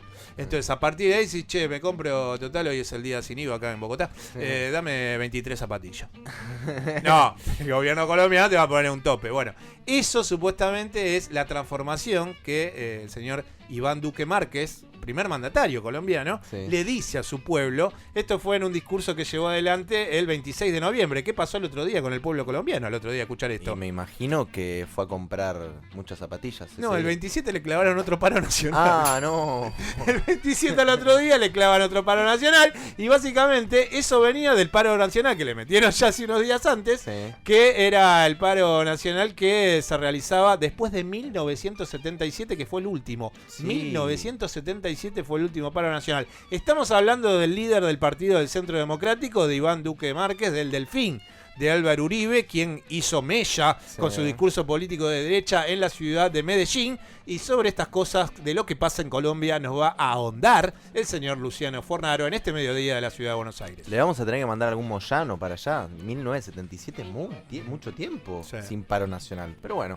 La principal causa de estos paros y de estas manifestaciones es el rechazo a la gestión de Duque. Hoy Duque tiene 70% de imagen negativa como presidente colombiano. Nada más tiene 15 meses en el poder, o sea que es muy poco tiempo como para ya tanta imagen negativa. En octubre ya había perdido las elecciones locales en Bogotá, en Cali y en Medellín. Tremendo. Medellín es uno de los bastiones de Uribe, que siempre votó a Uribe. Bueno, perdió el partido de Duque, que es el Centro Democrático. Así es. Y bueno, hay como un descontento general, más allá de Duque, con todo el partido, ¿no?, del Centro Democrático, que viene gobernando ya hace muchos años. Y una de las principales quejas es la desigualdad. Nosotros, cuando hablábamos de Chile, antes de las protestas, decíamos de que Chile era un país muy desigual, de que en el índice de Gini tenía el 46% Chile. Bueno, Colombia tiene el 49%. Tiene 3 puntos más de desigualdad que Chile, Colombia. No cierra. ¿Entendés? O sea que nosotros, si ya hablamos de Chile y ya Chile explotó como explotó, con tantas manifestaciones, con tanta violencia también en las manifestaciones, con tanta represión, Colombia, que tiene 3 puntos más de desigualdad que Chile, imagínate cómo iba a explotar el pueblo colombiano, que no es de movilizarse, bien lo dijimos, desde el 77 no había un paro general. Se aguantaron un montón. Muchísimo tiempo aguantando todas estas políticas. Para hablar de desigualdad, podemos decir que solo el 9% de los estudiantes de las familias pobres acceden a la universidad pública, que encima la universidad pública no es de calidad. Qué datito ese, 9% nomás, contra el 53% de las familias ricas que acceden a la universidad pública. Además, ya en la gestión de Duque, que nada más tiene 15 meses, aumentó el desempleo 0,4 puntos. O sea, el desempleo estaba en 9,7 y ahora está en 10,1. O sea que subió el desempleo, la pobreza sigue en un 27%, y el único dato bueno es que la economía creció un 2,8% este trimestre y se está recuperando lentamente. O sea que desde que llegó Duque a la presidencia, la economía se recupera lentamente y lo que todavía no repunta es el desempleo, que de hecho creció. Sabes que hoy hay unos datos interesantes para completar lo que estás tratando de explicarnos, que tienen que ver con que ahora hay algunos partidarios del Partido Centro Democrático que están diciendo que todas estas protestas, todas estas movidas tienen que ver con la cantidad de venezolanos que se inmiscuyen en las manifestaciones, y que básicamente es porque, bueno, ellos ya alborotaron Caracas, ellos están con Maduro Moros, ellos son venezolanos. Entonces, como son venezolanos, hacen lío por toda Latinoamérica y está justificado este dato desde la mirada de Álvaro Uribe, porque Álvaro Uribe es el que tiene los piolines, obviamente, de Duque. Dice, a ver, si yo vivo en un territorio que es Colombia, en donde 1,5 millones de los 4.6 millones desplazados de Venezuela en el último año a nivel global, de esos 4.6 millones, 1,5 palos están en Colombia. Tremendo. Entonces tengo alborotadores en las manifestaciones que son venezolanos, no son tanto los colombianos. Bueno, algo que es irrisorio, algo que despierta un discurso que le encanta a la derecha, que tiene que ver con la xenofobia, que tiene que ver con el inmigrante, que tiene que ver con el pobre que la pasa mal, cuando en realidad la mirada tendría que ser totalmente distinta y tendría que ser de abrazar a la persona que viene a vivir a tu país para engrandecer tu país. Obviamente. Igual hay que saber manejar 1,5 millones de venezolanos. Hay que ver qué política haces, ¿no? Y que si hay algunos datos de delincuencia en el arribo de esos inmigrantes, tenés que generar una política que sectorice, detecte y esa persona vaya a la cárcel. Obvio. Pero no es todos los venezolanos vienen a hacer líos, son alborotadores y encima afanan. Bueno, la derecha de Uribe en estas últimas horas está utilizando a los venezolanos como chivo expiatorio para explicar lo endeble de la administración de Iván Duque Márquez. Porque encima es medio una falacia, porque los venezolanos que se van de Venezuela es justamente porque no están a favor de Maduro. Claro. Entonces, si no estás a favor de Maduro, no tampoco podés no estar en contra de Colombia, porque Maduro es como rival de Duque, ¿no? Pero pasan por la frontera, hay un par de camiones, escuchan un tema de Juanes y ya cambian se hacen directamente personas que protestan ante cualquier tipo de situación que defienda a los trabajadores. Sí. Y a los estudiantes.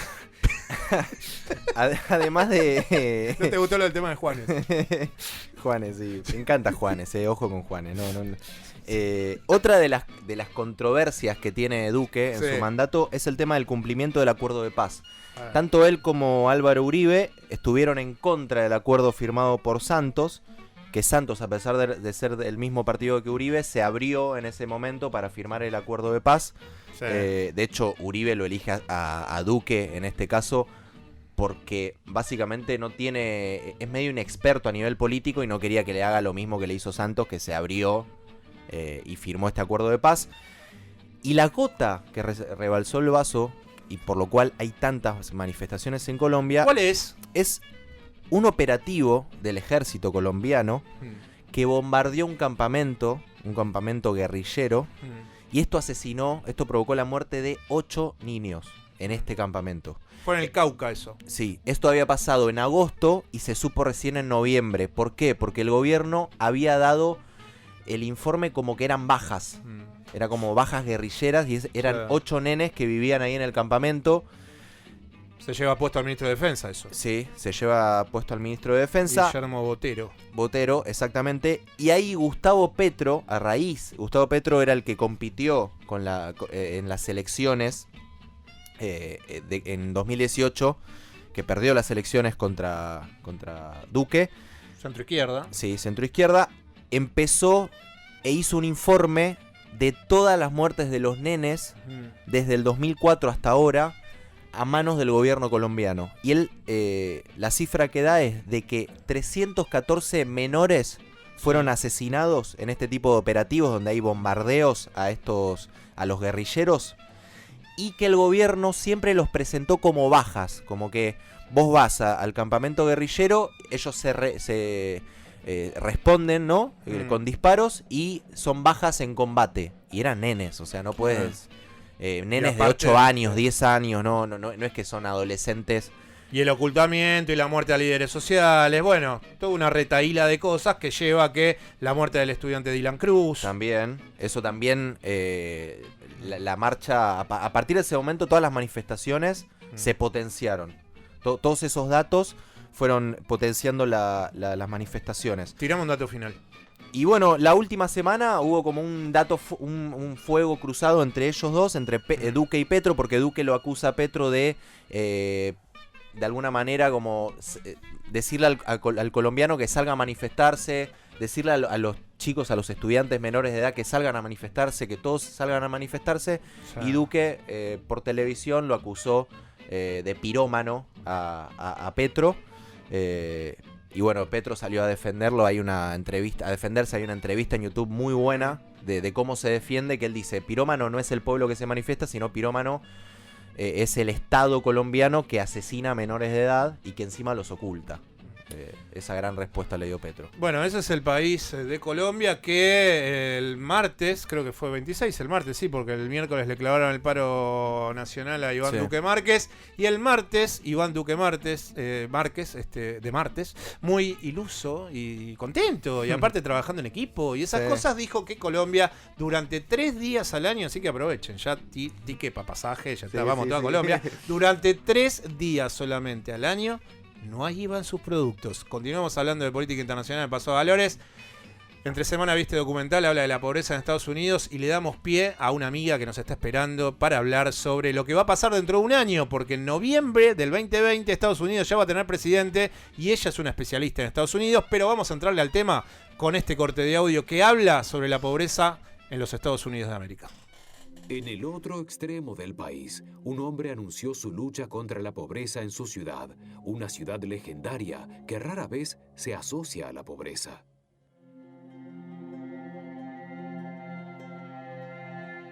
Esto es Los Ángeles y Hollywood.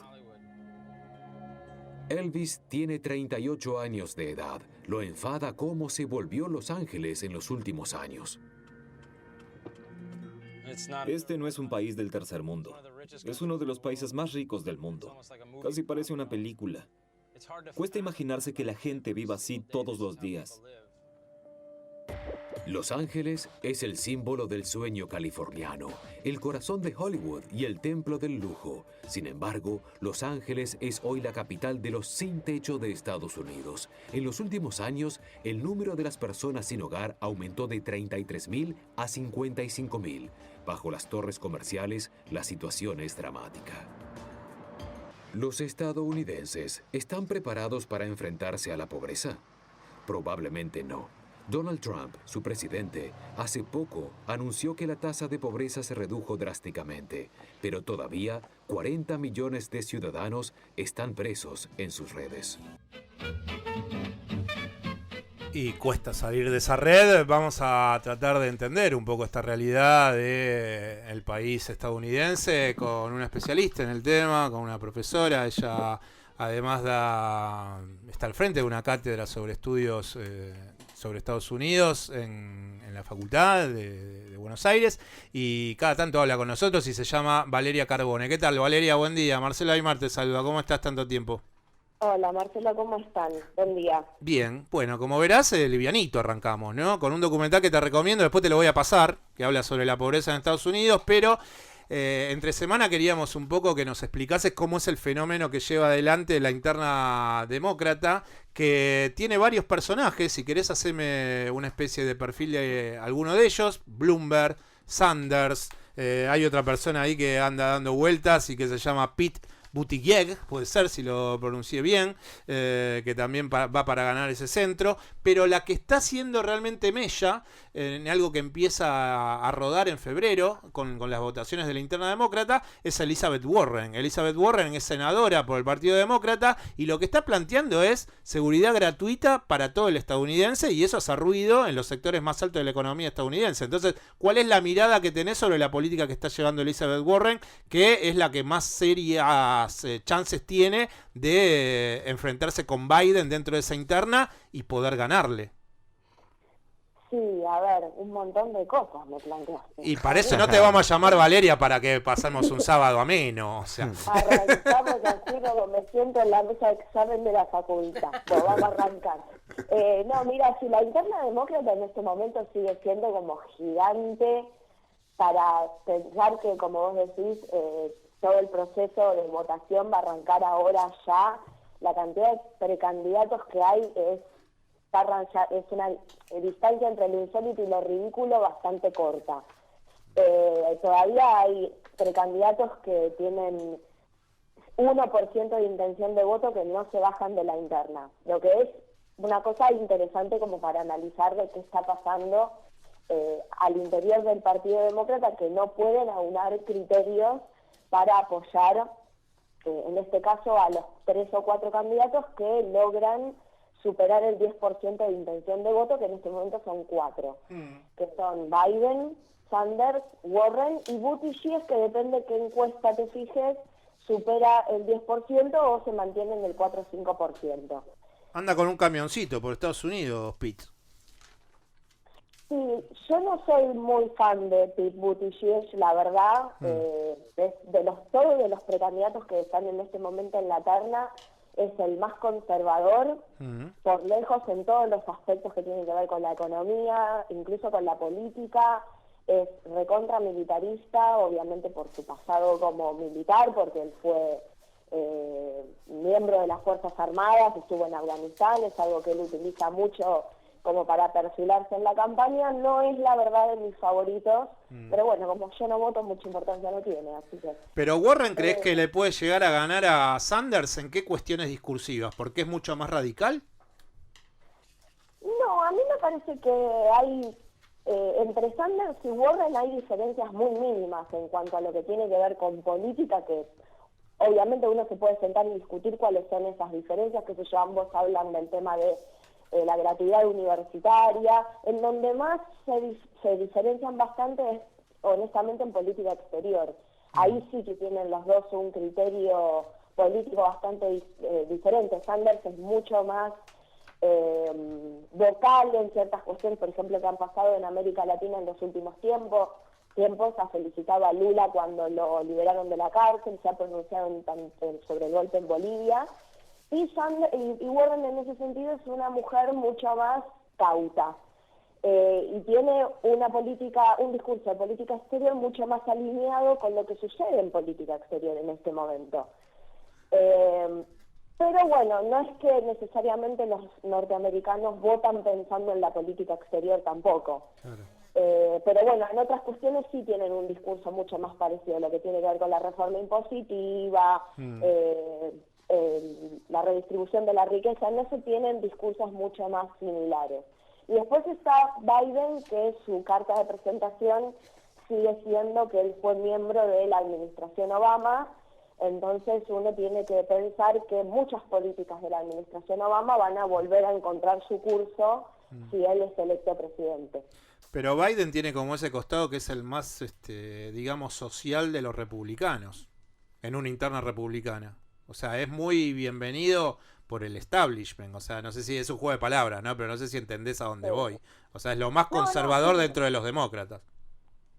Sí, en realidad hay una cosa que yo ya parezco un disco rayado repitiendo esto. La realidad es que el Partido Demócrata está tan tirado a la centroderecha que es muy difícil encontrar políticas que sean distintas a muchas veces lo que plantean los republicanos, que están totalmente corridos a la extrema derecha. Sí. Eso es lo que sucedió con la política norteamericana. Se corrió del eje. Ya, a ver, si bien es muy difícil pensar en la política norteamericana en los términos en los que las pensamos nosotros, en donde hay una extrema derecha, una derecha, un centro y múltiples izquierdas. En los Estados Unidos es muy difícil pensarlo así. Lo que sí pasó es que en la década del 90 el Partido Demócrata con Bill Clinton, que el apodo con el que se lo conoce aún hoy es que es el más republicano de los demócratas, esa década corrió del eje hacia la centroderecha. Y bueno, entonces ahora tenés que las políticas se mueven en ese espectro, y mi entender es que hay una disociación muy grande entre lo que quiere la base y lo que quiere el establishment. Sabés que te voy a hacer la entrevista un poco más divertida y vamos a hablar de Donald Trump. Y vamos a entrarle a Donald Trump, pero con una conferencia que dio el sociólogo Manuel Castells hace un año atrás, más o menos, en donde en relación a su libro Ruptura, la crisis de la democracia liberal, que recomienda a la audiencia que intente conseguir ese libro, que se llama Ruptura, de Manuel Castells, él habla sobre, en este corte de audio que te quiero hacer escuchar, sobre cómo termina votando el blanco que votó a Trump en las elecciones en donde llevó a que Trump sea el primer mandatario estadounidense. Escuchalo y sobre eso vamos a tratar de ver si podemos ir desasnando qué le pasa al blanco estadounidense que votó a Trump hace algunos años atrás. Hay un análisis excelente de un gran historiador americano que muestra por qué votaron masivamente los varones blancos en Estados Unidos, sobre todo en los sectores más populares, de clase obrera, etc. Pueden ver en mi libro el análisis. Y tiene un argumento muy simple. Miren, vivimos en un mundo de identidades, de múltiples identidades. Todas las identidades que antes no se reconocían, pero que forman parte de la diversidad humana. Justamente, no somos clones. Hay cantidad de diferentes identidades, muchas de las cuales estaban escondidas, reprimidas. Bueno, pues entonces es cierto que ahora, en el mundo en general, surgen identidades étnicas, identidades sexuales, identidades de género, toda clase de identidades. Y ha habido una reacción de los hombres blancos diciendo, ¿y nosotros? No tenemos identidad. Todo el mundo habla de identidades, todo el mundo habla de derechos de identidades, esto tiene traducción institucional, y nosotros, la identidad alfa, que es el hombre blanco sin complejos y claramente heterosexual, ¿cuál es la defensa de esa identidad? No hay identidad. Todo el mundo tiene identidad menos nosotros.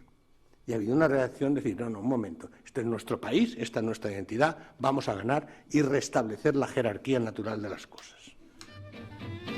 ¿Te parece, Valeria, que Trump va a poder en los próximos discursos para reelegirse seguir dándole tanta entidad a esa identidad del blanco casi supremacista o puede, después de 4 años de mandato, como va a llegar a las elecciones, tener costados endebles para lo que sería la parte más progresista estadounidense?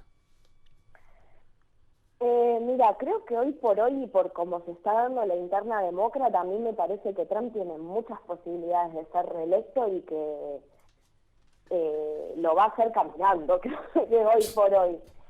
Vos pensás que incluso no tiene en este momento ni siquiera ningún desafío dentro de los republicanos, por lo tanto uno tiene que entender que los republicanos están más que contentos con el candidato que van a tener, y la verdad es que él está siguiendo la agenda republicana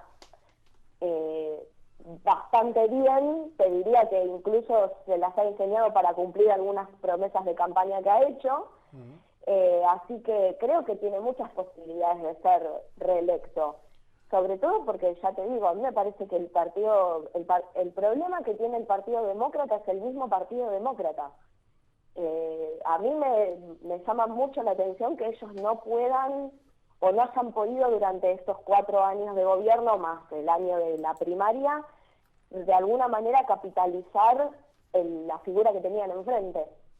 Me llama mucho la atención, incluso no lo puedo entender, cómo con una figura como Trump, como presidente, el Partido Demócrata no puede capitalizarse como oposición. Bueno, la economía anda bien, ¿no, Valeria? Sí, la economía andaba bien cuando terminó el gobierno anterior. Entonces, no sé si es un factor, digamos, como para medir realmente lo que sucedió con esa elección. Porque la realidad es que la economía comenzó a mejorar en el último tramo del gobierno de Obama y, están aprovechándose de esos coletazos.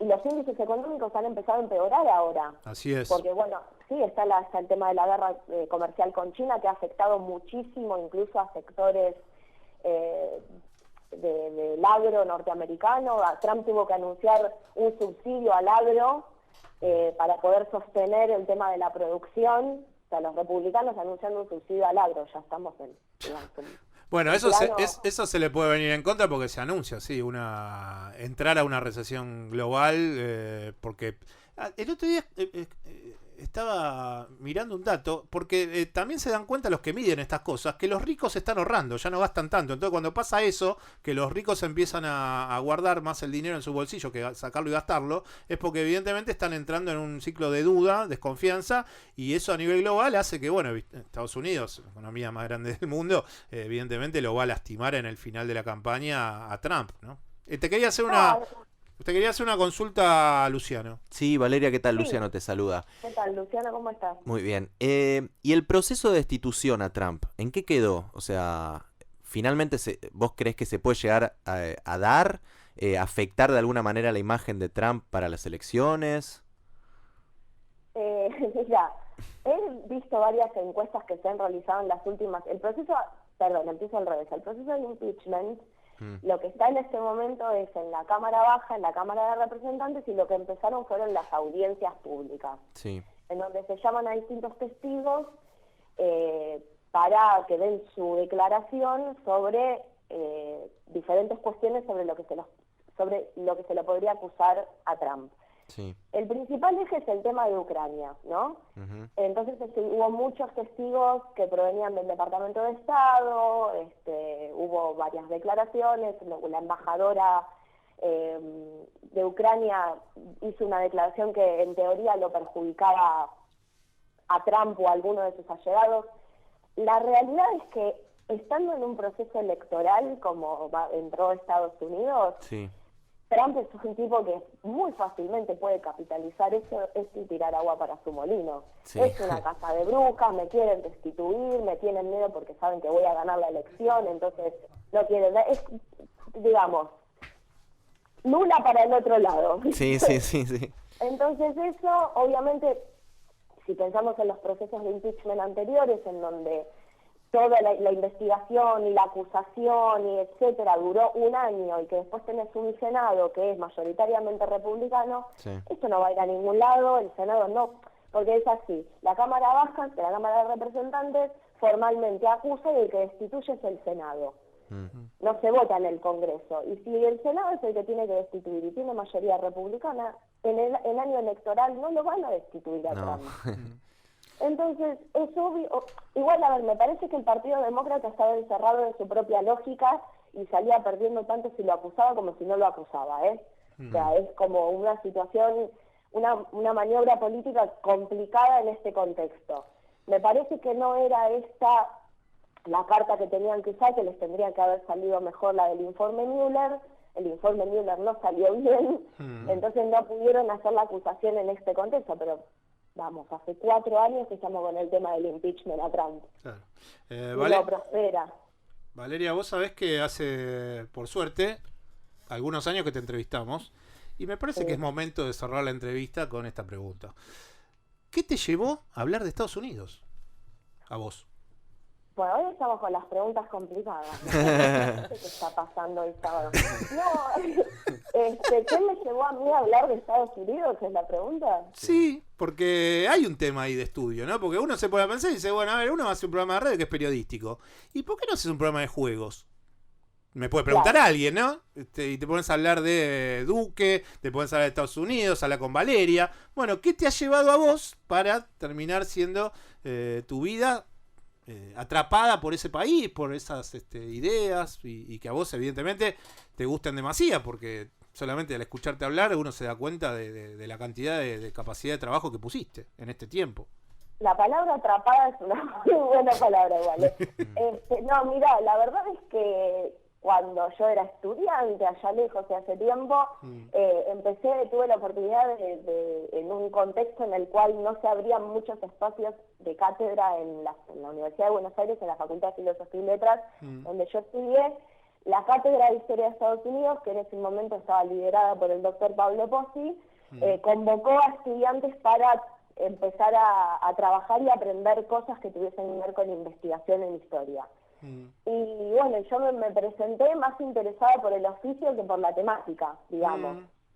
Y cuando empecé a trabajar con el doctor Pozzi, que él hizo un camino un poco parecido al mío, en el sentido de que él hizo su especialización en historia argentina, en movimiento obrero, hizo estudios sobre el PRT-ERP y bueno, un montón de otras cosas,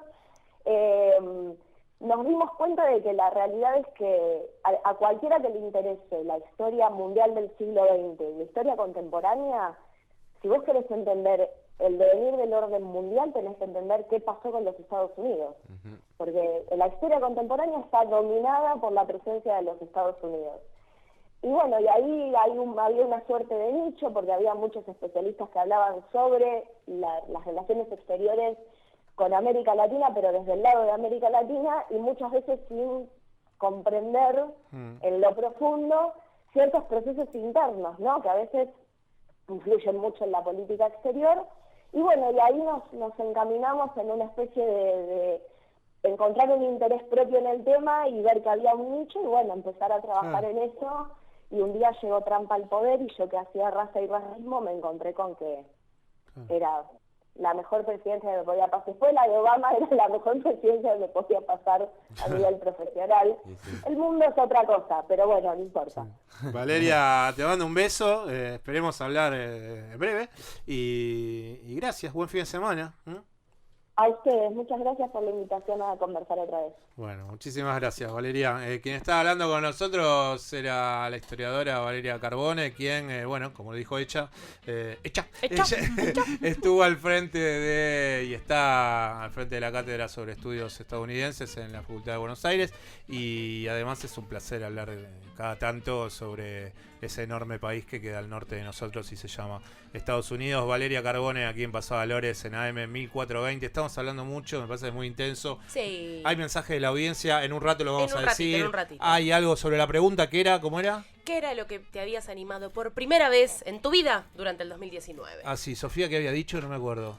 Que me animé a decir lo que antes me callaba por miedo a discutir o enojar al otro. Claro, y dejó al novio. Pero bueno, más allá de eso, también podemos decirle a Mica que puede venir a dar su testimonio. Antes lo hacía. Mica, sí. Se contagió de Flor, me parece. La producción está trincherada, no sé qué pasa, pero bueno. Hablan desde allá, desde lejos, sí, ¿viste? sí, agitan. Qué pero fácil. puede venir Micaela a brindar su testimonio. Capaz que tuvo un año turbulento, no sabemos. La audiencia quiere el testimonio de Mica Galván. No sé, dejo la puerta abierta. Nosotros estamos hablando mucho, nos quedamos hasta las 13 en aquí. Este programa se llama Paso Valores en la AM 1420. ¿Y qué te parece si...? Uy, qué lindo. Sabés que la amo de acá, Villa Gesell, a la que canta, Sí. ¿no? ¿Quién es? Hazel English, Never Going Home. Muy linda. Una voz. El video es campestre. Muy relax. Huele a mar. Sábado ideal. Arrancás para algún lado. Sería bueno para arrancar ahora para la costa, ¿no? Con esto.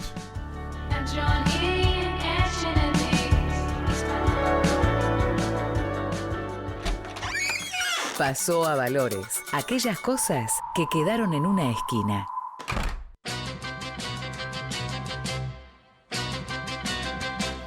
A Santrope.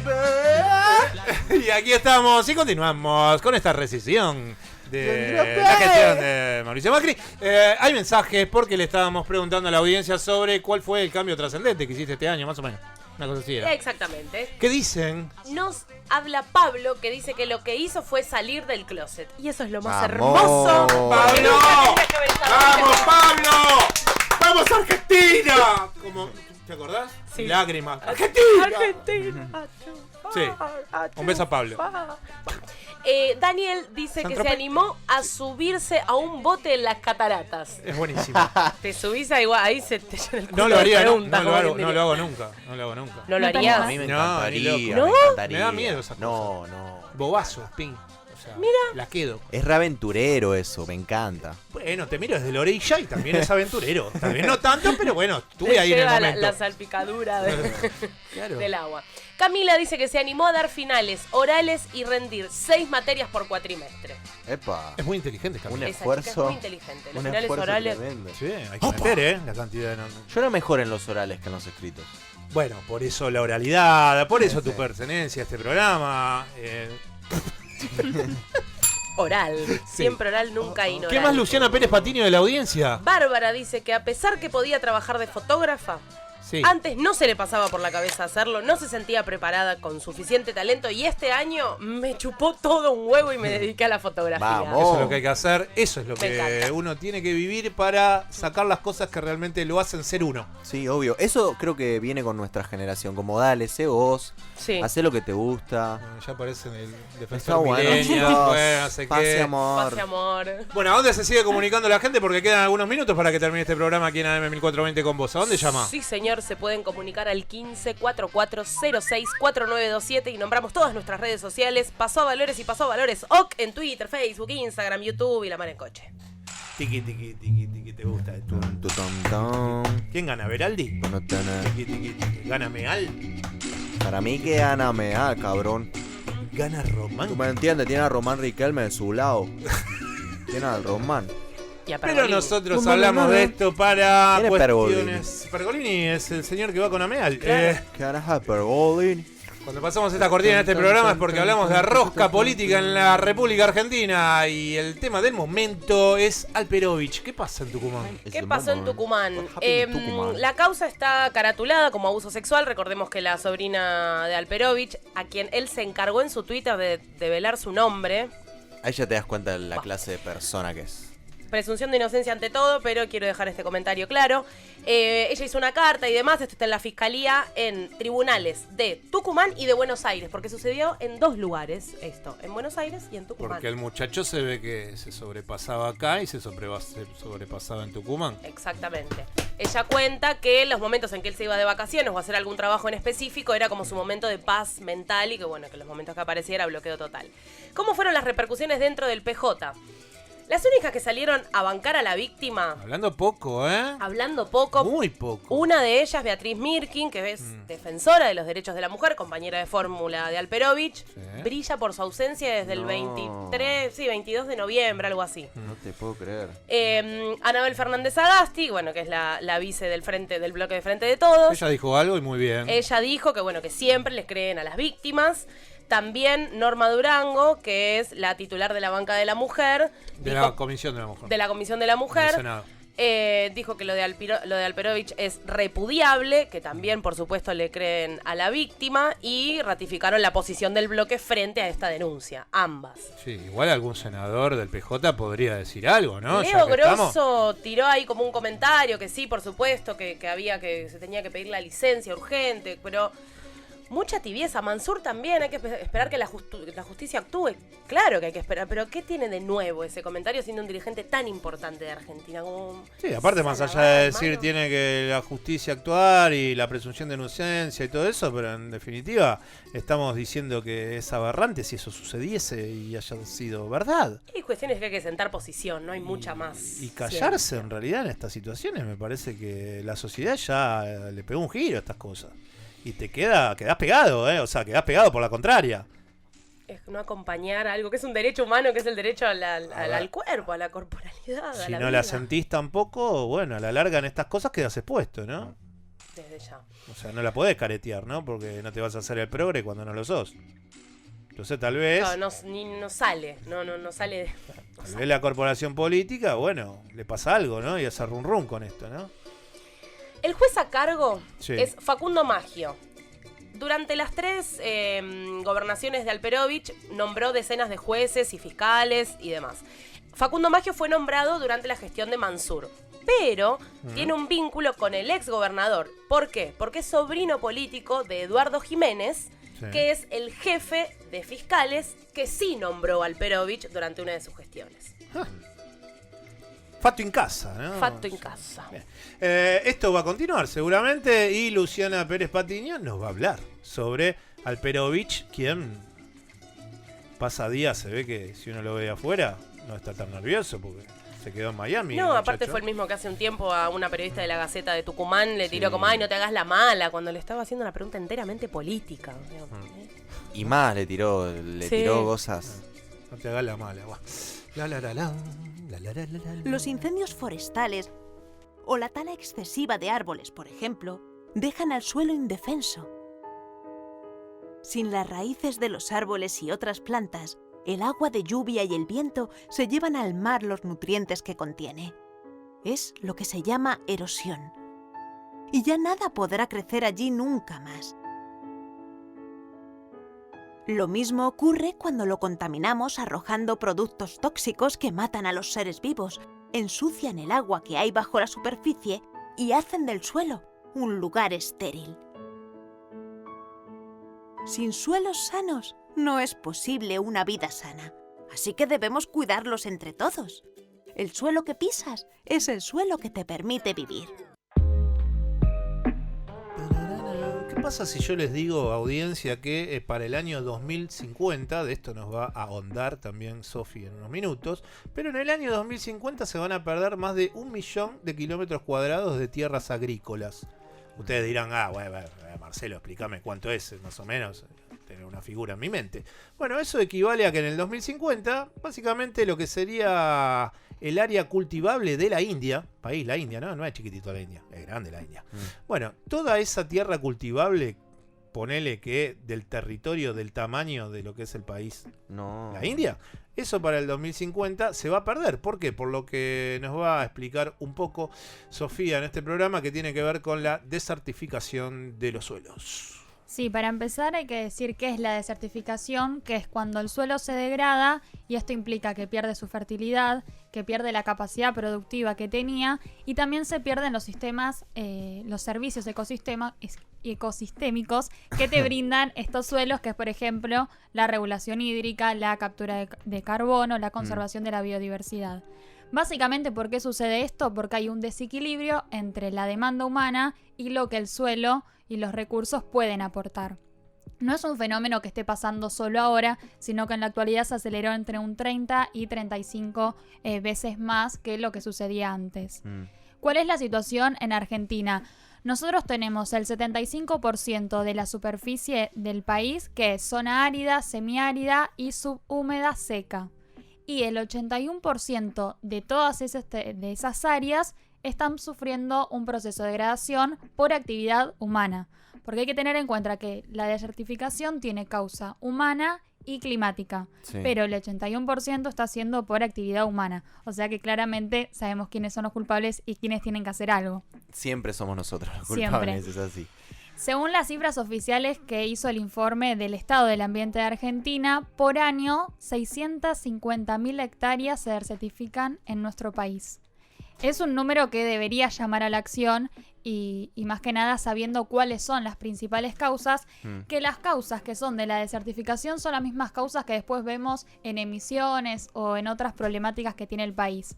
Por ejemplo, la tala de árboles, la deforestación es una de las principales causas de la desertificación y según un informe que hizo Greenpeace, el 80% de la deforestación en 2018 fue en el noreste argentino y el 40% de toda esa deforestación fue en bosques nativos que están protegidos por la ley de bosques en categoría 1 y 2.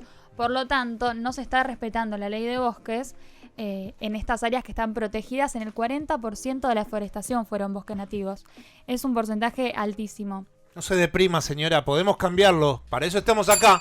Sí, esperemos. Hablando de estas cosas, Vamos, que no decaiga, Roberto, Después, otra de las principales causas es la actividad agrícola intensiva, porque cuando uno cultiva, lo que hace es agotar todos los recursos que hay en el suelo. Sí. Y el principal factor que es destructor para el suelo es la soja.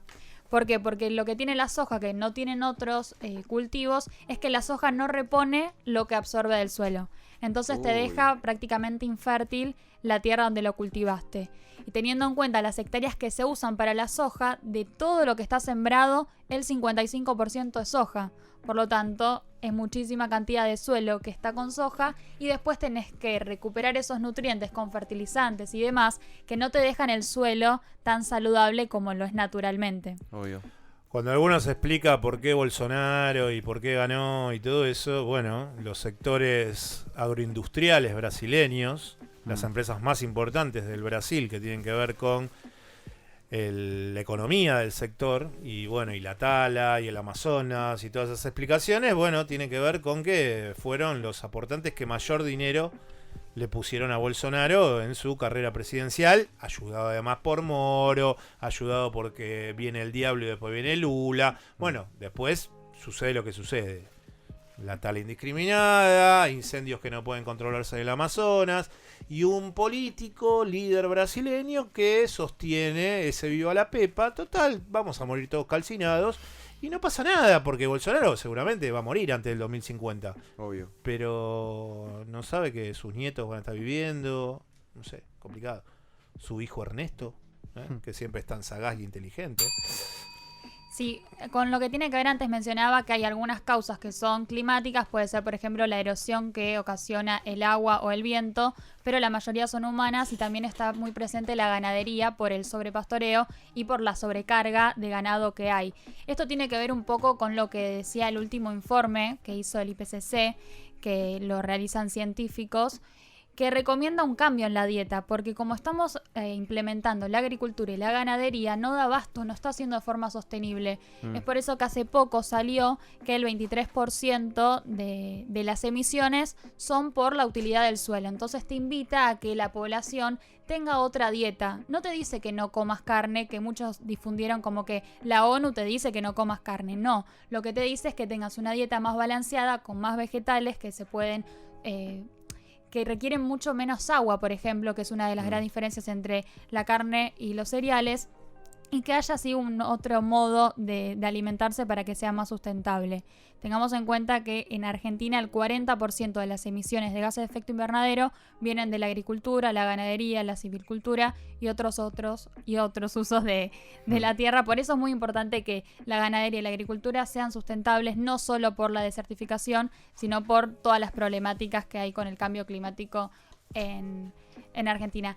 Y otra de las consecuencias, que como siempre decimos no es solo ambiental, sino que tiene que ver mucho con lo social: si el suelo está desertificado no hay alimentos, y si no hay alimentos hay inseguridad alimentaria. Claro. Y es muy alto el porcentaje, tanto en el mundo como en nuestro país, como para que esto siga aumentando. En el mundo hay más de 820 millones de personas que pasan hambre. Tranquilo, ¿eh? Y 2.000 millones que sufren inseguridad alimentaria. Cuando decimos inseguridad alimentaria nos referimos cuando no tienen un acceso constante a alimentos que sean nutritivos. Sí, no comen las 4 comidas diarias, carencias. Exactamente. Y esto obviamente repercute en su salud. Después tenemos problemas de obesidad, malnutrición, bajo peso y demás. ¡No se inunda más! Y en Argentina la seguridad alimentaria son 14,2 millones de personas, que vendría a ser el 32,1% de la población. Por eso las soluciones tienen que empezar ya. Este año lo que se hizo fue un plan nacional de restauración de bosques nativos. Bueno, nosotros empezamos antes con Pobreza Cero. Sí. El tema es que siempre están, pero no... nunca tienen los resultados que prometen. Tengan en cuenta este dato del plan. Lo que va a reforestar es 6.000 hectáreas, pero las deforestadas son 112.000. O sea, 112 contra 6, hay una gran diferencia, por eso no es para nada ambicioso este plan, y que esperemos que lo lo modifiquen para que tenga el peso que tiene que tener. Es el San Lorenzo del Mirón. No paraba de perder. Sí. Así que bueno, las soluciones obviamente dependen de la actividad humana, de reforestar, de la mejor gestión del agua, de cómo es la agricultura, la ganadería, que tienen que ser sostenibles. Así que básicamente está en nuestras manos cambiarlo, en las políticas públicas. Muchísimas gracias, Sofía. Como siempre, como todos los sábados, estamos haciendo Pasavalores. Quedan algunos minutitos más aquí en AM 1420 con vos. Pero ha venido él. Y cuando viene él, trae seguramente en su neceser un montón de bolas. Porque son las bolas deportivas. ¿Está el segundo de la Argentina? ¡Sí! Si tu equipo hace un gol y tenés una hamburguesa en la mano, la mayonesa pasó a Valores.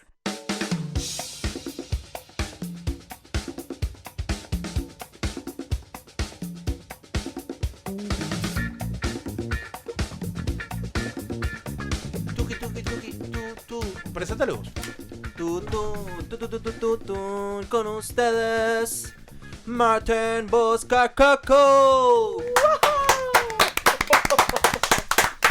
Un momento de relax, amiga. ¿Qué hay hoy? ¿Cuál es? ¿Cómo era el perrito el otro día? Choricito. Oh, el gatito, el gatito Choricito. Sí, fue muy emotivo.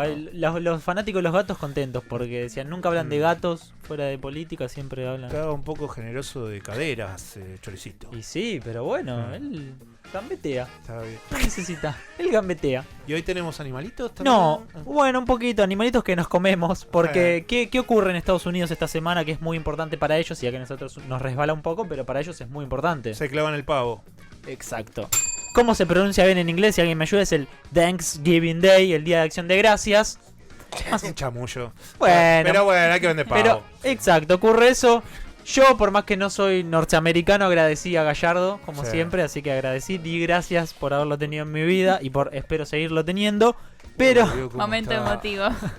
Es que quiere tratar de hacer comprender los sentimientos de su corazón y no le va a lograr, o sea, porque vino Gaby Gol y te la puso 2 veces, o sea, no, pero bueno, agradecí, yo por más que no soy yankee, agradecí, pero no vamos a hablar de Gallardo del Thanksgiving Day, vamos a hablar de qué ocurre además de que dan acción de gracias y es muy importante para ellos porque recuerden que más que la Navidad, más que Año Nuevo, más que... Ellos se juntan y ese día es lo más importante. Y además ocurren 3 cosas. Es que está la NFL, el fútbol americano, donde ocurren 3 partidos. Bien. Y siempre el mayor rating antes del Super Bowl es siempre en estas fechas. Son como las reuniones de gabinete ampliado de Macri, en el CCK. La rompen y ocurren en esta fecha, pero hasta el año 1943 todo esto era una locura, impensado que los norteamericanos se pongan a ver un partido de NFL cuando había que juntarse, pero todo ocurrió gracias a una persona, a George Richards y sus Lions de Detroit, que comenzaron esta tradición, y vamos a contar un poquito cómo surge esto, que era una locura, medio él fantaseó con que ocurra esto, pero a partir de ese momento. Recorría el año 1009, bueno, sí, bien. 43, no sé qué, todavía no estaba Perón en el poder. Nada. No sé por qué lo traje, pero bueno, nada. Pero es un buen dato porque ellos estaban pensando en eso. Cuando estaba George Richard decía, che, en esta fecha pensaba en eso. Se va a pudrir. En breve se pudre. Pero no pasaba eso. Año 1943, evento mundial que podemos decir que ocurrió, que estábamos ahí. En el 43, bueno, estaba la plena guerra, la Segunda Guerra Mundial. Segunda Guerra Mundial, exacto. Entonces, la batalla de Midway, hay una peliculita ahora que salió sobre eso. Mira, justo Charlie Rodríguez me la comentaba. Es que pensamos así, bueno, la lucha por el Pacífico, ¿no? Están conectados. Filipinos por doquier. Le digo, le mando un beso de paso, porque no voy a llegar. A Analía Sánchez de Prensa, que me invitó a ver la Dolce Vita la semana que viene en cines. Marcello Mastroianni, esa Italia. Lleva pañuelo. Sí, a morir. Y además de eso, le digo que va a reestrenarse a la audiencia la Dolce Vita y la van a poder ver, creo que a partir del 19 de diciembre. Me tiene que confirmar la fecha en cines. Y vamos a ir a verla una de estas mañanas, 10 de la mañana. Me clavo la Dolce Vita y después sigo con mi Dolce Vita. Así que bueno, gracias. ¿Quién va al cine a la mañana? Es genial. Me pregunto. No debe haber nadie. Es genial, te cambia el vida, te cambia la vida, te cambia el día. Es horrible porque tipo vos estás en el cine todo oscuro, yo flasheo que salgo a la noche y salí y está todo pero re de día, el mundo re vivo. No, pero aparte salís a las 12 y no te importa la cunza, no te importa nada. Vos seguís enroscado con la peli. Pero bueno, estamos en el momento de Martín Cholo. Me lo llevaron para la Dolce Vita. Esto también no es emotivo porque George Richard, un señor con mucho dinero, claro, veía que, como ocurre en Argentina, ¿viste? Se habla mucho de River, Boca, los equipos importantes, y los equipos chicos, si no meten un zarpazo, un hito importante, no se habla de ellos en los medios. Es muy difícil, eso ocurre en el mundo, es así. Lo que más vende, más se habla. Luciana opina lo mismo. Lo que más vende, más se habla. Es la realidad. Y en desacuerdo también. Así ocurre con el mundo. Y con los Lions de Detroit no estaba pasando. Les iba realmente muy mal en esa temporada. Y nadie estaba hablando de ellos. Había cosas más importantes, como decíamos, guerras, ¿no? Cosas Pobre así. Lions. Entonces, ¿qué dijo este muchacho? Que era un señor de mucho dinero, accionista de la NBC. Se le ocurrió esta loca idea de decir: ¿sabes cuándo nos van a dar bola? El día donde todos los estadounidenses están en su casa. Ese día nos tienen que dar bola sí o sí, porque otra cosa no hay para hacer. Y ahí no hay televisión en vivo, no hay nada. Está el turkey, como se llama, el pavo. Y están todos paveando. Todos paveando. Claro, ese día... ¿Qué hacemos? Se me ocurrió esta idea, esta visionaria idea, algo que pasó una locura, decir: metamos un partido de fútbol americano en el Día de Acción de Gracias. Golazo. Todos le decían: no, estás loco. La gente no va a ir al estadio. ¿Qué vas a abrir una cancha y no va a ir nadie? Claro. La gente tiene que celebrar. Viste que el que está en la universidad viaja 700 millones de kilómetros para recorrerse. Todo el mundo o está en carretera o festejando. El chabón se sacó una gamusita que tenía ahí, un pelito del saquito, y dijo: yo tengo los puestos de pavo dentro del estadio para vender. Déjamela a mí. Le dijo a los Cowboys de Dallas, que era el clásico: armemos un partidito, yo te doy toda la plata, no nos viene a ver nadie, voy yo a pérdida. Vos, Cowboys, te la juntás igual en pala, yo te la doy toda.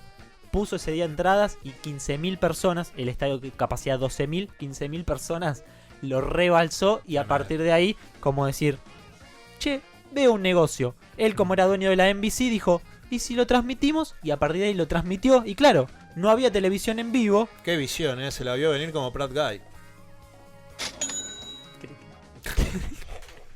Un visionario. La tocó Sofi, audiencia, no la toqué yo. Sofi tocó la campanita, creo que por primera vez en toda la historia pasó a Valores. Yo metí el bache, nada más. Porque George Richard fue un visionario para bien. Pratt Guy fue un visionario para... Vio venir la mala. Sí. como decíamos entonces, la NBC lo puso Sí. y fue récord de audiencia porque no había otra cosa en vivo, no había nada en vivo, eran todos programas latas repetidos ¿Vos y ves, a partir Luciano, de ahí esos partidos? arrancó esa tradición. Yo no veo nada. ¿Vos te cabe? ¿Viste alguna vez eso? O solo el Super ¿Estamos Bowl. hablando de fútbol americano? Sí, me gusta el fútbol americano. Lo veo si lo encuentro en la tele y no hay fútbol. Pero ahora que es la temporada regular, no es los eventos playoff, nada importante, ¿lo ves? ¿O no? Y depende, o sea, si veo algún partido en la tele, de hecho a mí, mirá lo que te digo, me gusta más que el rugby, el fútbol americano. Bueno. Cuando empecé a aprender las reglas me gustó más que el rugby. Yo no lo entiendo, pero bueno, entiendo que a vos lo hayas entendido y lo veas. A mí me gusta, pero por eso el Super Bowl, ver Ah. eventos así, y bueno, y el Thanksgiving Day, que también es importante porque para ellos le meten toda la magia, el show, todas esas cosas. ¿Y cómo sigue este ñato y con los Lions? ¿Qué onda? No, él después murió, pero la tradición, como decimos, Quedó ya ahí. de 1944, que es cuando se repite, y son siempre 3 partidos, y esto es lo lindo, entre comillas, siempre se reserva la fecha para que los Lions de Detroit puedan jugar esa fecha. Les vaya bien, les vaya mal, estén en la mejor división, en la peor, siempre un partido se reserva a ellos como diciendo, bueno, esta tradición que tanto nos gustó porque nos representa tanto, bueno, ¿Y tenés este tu año día. quién juega la final? No, este año falta, el playoff es en febrero, por ahí. Ah, yo ya estaba, ya iba a comprar todo. Ya estás reapurado. Ya está, quería todo. En febrero te traigo la historia del Super Bowl. Ahora no, está en la etapa regular, pero siempre es la fecha más importante porque Claro. es la gente primero ve los 3 partidos en maratón largas y a la noche, a la noche que es medio las 7 de la tarde para ellos, cenan con el pavo ahí y es como todo su día de tradición que arranca a las 10 de la mañana eso es ahora. hasta que termine. Sí. Averiguame cómo está saliendo el Leeds, por favor. me Mete fijo. el Leeds United, que Leeds. bueno, quiero ver que Bielsa estando ahí, capaz si gana, lo pasa al Albion. Señores, estamos haciendo pasado valores aquí en 2-0 entre tiempo, perdón que te interrumpa. 2-0 en vivo. Sí, 2-0 entre bueno, tiempo. con eso estaría otra vez primero en la segunda división inglesa. Yo te digo, posición. Yates que uno tiene, audiencia, A es ver, así. Bueno. partidos. Y juega con el Albion, no, pero el Albion juega el Está lunes. primero, sí, Claro, con por un 40 punto, puntos. Lo pasó por un punto, sí, pero justo el Albion tiene que jugar todavía. Detalles que suceden, señores, ¿qué vamos a hacer? Nos gusta Bielsa, nos gusta el Leeds. Nos estamos yendo. Nos estamos Así, retirando. El programa se termina como todo, señora, señor. Y hay algunos mensajes que aluden a, bueno, el enrosque que nos trajiste con la mochila, Barreno no Barreno, tu hermana perdida en las mares, en los océanos. Y la audiencia que respondió a tu locura, Y básicamente. sí, la gente se prendió bastante. Lucía dice que se enamoró de una mujer por primera vez en su vida. Sí. Carla dice que tuvo un bebé por primera vez en su vida. Sí. Y Liliana Uy, muchos. dice que empezó a hacer régimen. Recuerden que en realidad se dice plan alimenticio porque régimen es lo que está sufriendo Bolivia en este momento. Con un aplauso, obviamente por el mensaje de Lucía, grosso. Vamos, Te Lucía. bancamos a morir, pero más allá de eso, el aplauso es por ella. Micaela Galván, productora de este Lo programa. pedías, lo tenías. Micaela Galván, la mujer argentina, la mujer que después de una lágrima nunca dejó una novela atrás. Bueno, listo, ¿qué? ¿Qué le pasa, señor? Bien, ¿vos? ¿Estás bien? Yo muy La bien, audiencia te entré reclama. bailando, No entré te vi. bailando como tu, a lo Berta. Bien, sí, bueno. Después hablamos de política también. Bueno, más allá de eso, tu presencia aquí es para tu testimonio y porque la audiencia te reclama cada tanto. Ya lo sé. Micaela Galván, le decimos a la audiencia, productora de este programa. Tu momento. Tengo fans, entonces, viste cómo es. Subite el micrófono un poquito porque tu voz Ahí está. sensual, tu voz sensual Me no- olvido, Sí, me olvido o- porque... O bajá vos los hombros, no sé, No, trabajalo. no. ¿Qué tenés para decirnos? Te estamos todos escuchando. Con respecto al tema libre de Luciana, Sí, señora. ¿Qué es lo primero que hiciste en tu vida durante este año? es que hice muchas cosas y me fue... Siempre el chamullo. No, voy a decir algo como animarme a conocer gente a través de... Era re banal todo, finalmente. Amar a la distancia. Amar a la distancia. Desapego. El desapego. Ahí va. Te animaste a amar a la distancia. Bien. Le voy a pegar a Luciana en cualquier Bueno, momento. te salió Sí. cara la estampilla. Sí, la verdad que sí, allá que estaba, le mando un beso a Córdoba en sí. No vas a lograr emocionarnos porque no te creemos nada, Mica, básicamente. Es que es real igual. Florencia me dijo, no lo digas, no lo digas. Y yo lo digo. No voy a dar nombres, pero... Ya quiere mandar gente al aire, presa. O sea, pará, ¿qué? Andá con el decreto del DNU de Macri de los arrepentidos. O sea, no, pará, ya está, se terminó Fariña. Bueno, señores, estamos terminando también el programa nosotros. Obviamente Mica Galván en producción, Florencia Santolini también en producción, la hincha de Unión, la mujer santafesina de este programa. Y bueno, nos vamos, Sofi, ¿es así? Nos vamos, feliz porque mañana cumple un año que estoy en este programa. ¡Vamos! ¿Cómo sabe eso? No tengo ni idea. Me lo recordó Instagram. Martín, nos vamos. Nos vamos, un pequeño detallecito, se ve que nuestro amigo el Cheque empieza a perder poder porque viste que esta semana bajaron a la Bombonera y a Racing para la Copa América y va a ser el Monumental al final. O sea, la batalla del Chiqui máxima que era ahí se la bajaron. Me parece que todos los cambios a nivel nacional ya el pobre Chiqui, te bancábamos de acá. Seguí luchándola desde tu lado. No entendí nada. ¿Qué le pasa a Chiqui? Chiqui es Tapia, ¿no? Cortito, no entendí. Estoy medio disléxico. Él propuso que la Bombonera y Racing sean los estadios para la Copa América. Sí. Se los bajaron y va a ser el Monumental como debería ser, ¿no? Entonces decimos ya el poder Claro, se empieza, y le salió mal a Chiqui. se empieza a perder. Opera este programa Charlie de la People, que siempre que hago Chiqui se ríe. O tira cosas. Luciana Pérez Patino, nos vamos. Ojalá todos los días sean la primera vez de algo para alguien. Es muy bueno, me gustó Ojalá lo que no. trajiste. La semana que viene comprometémonos acá. ¿A quién le toca? Sí, a Sofi le toca. No. Está evadiendo. Bueno, después veremos. Lo había dicho vos, no seas mentiroso. Luciano Fornaro, nos vamos. Goodbye, nos vemos. Señores, un bonito sábado en lo que resta del día. Les mando un beso. Quien les habla es Marcelo Aymar. Y estaremos haciendo Paseo Valores aquí en AM 1420. ¿Cómo sé? El próximo sábado a las 11, cuando las luminarias se enciendan y venga un chabón y las apaga y te diga, che, es de día, ¿para qué tenés la luz prendida? Chao, un beso.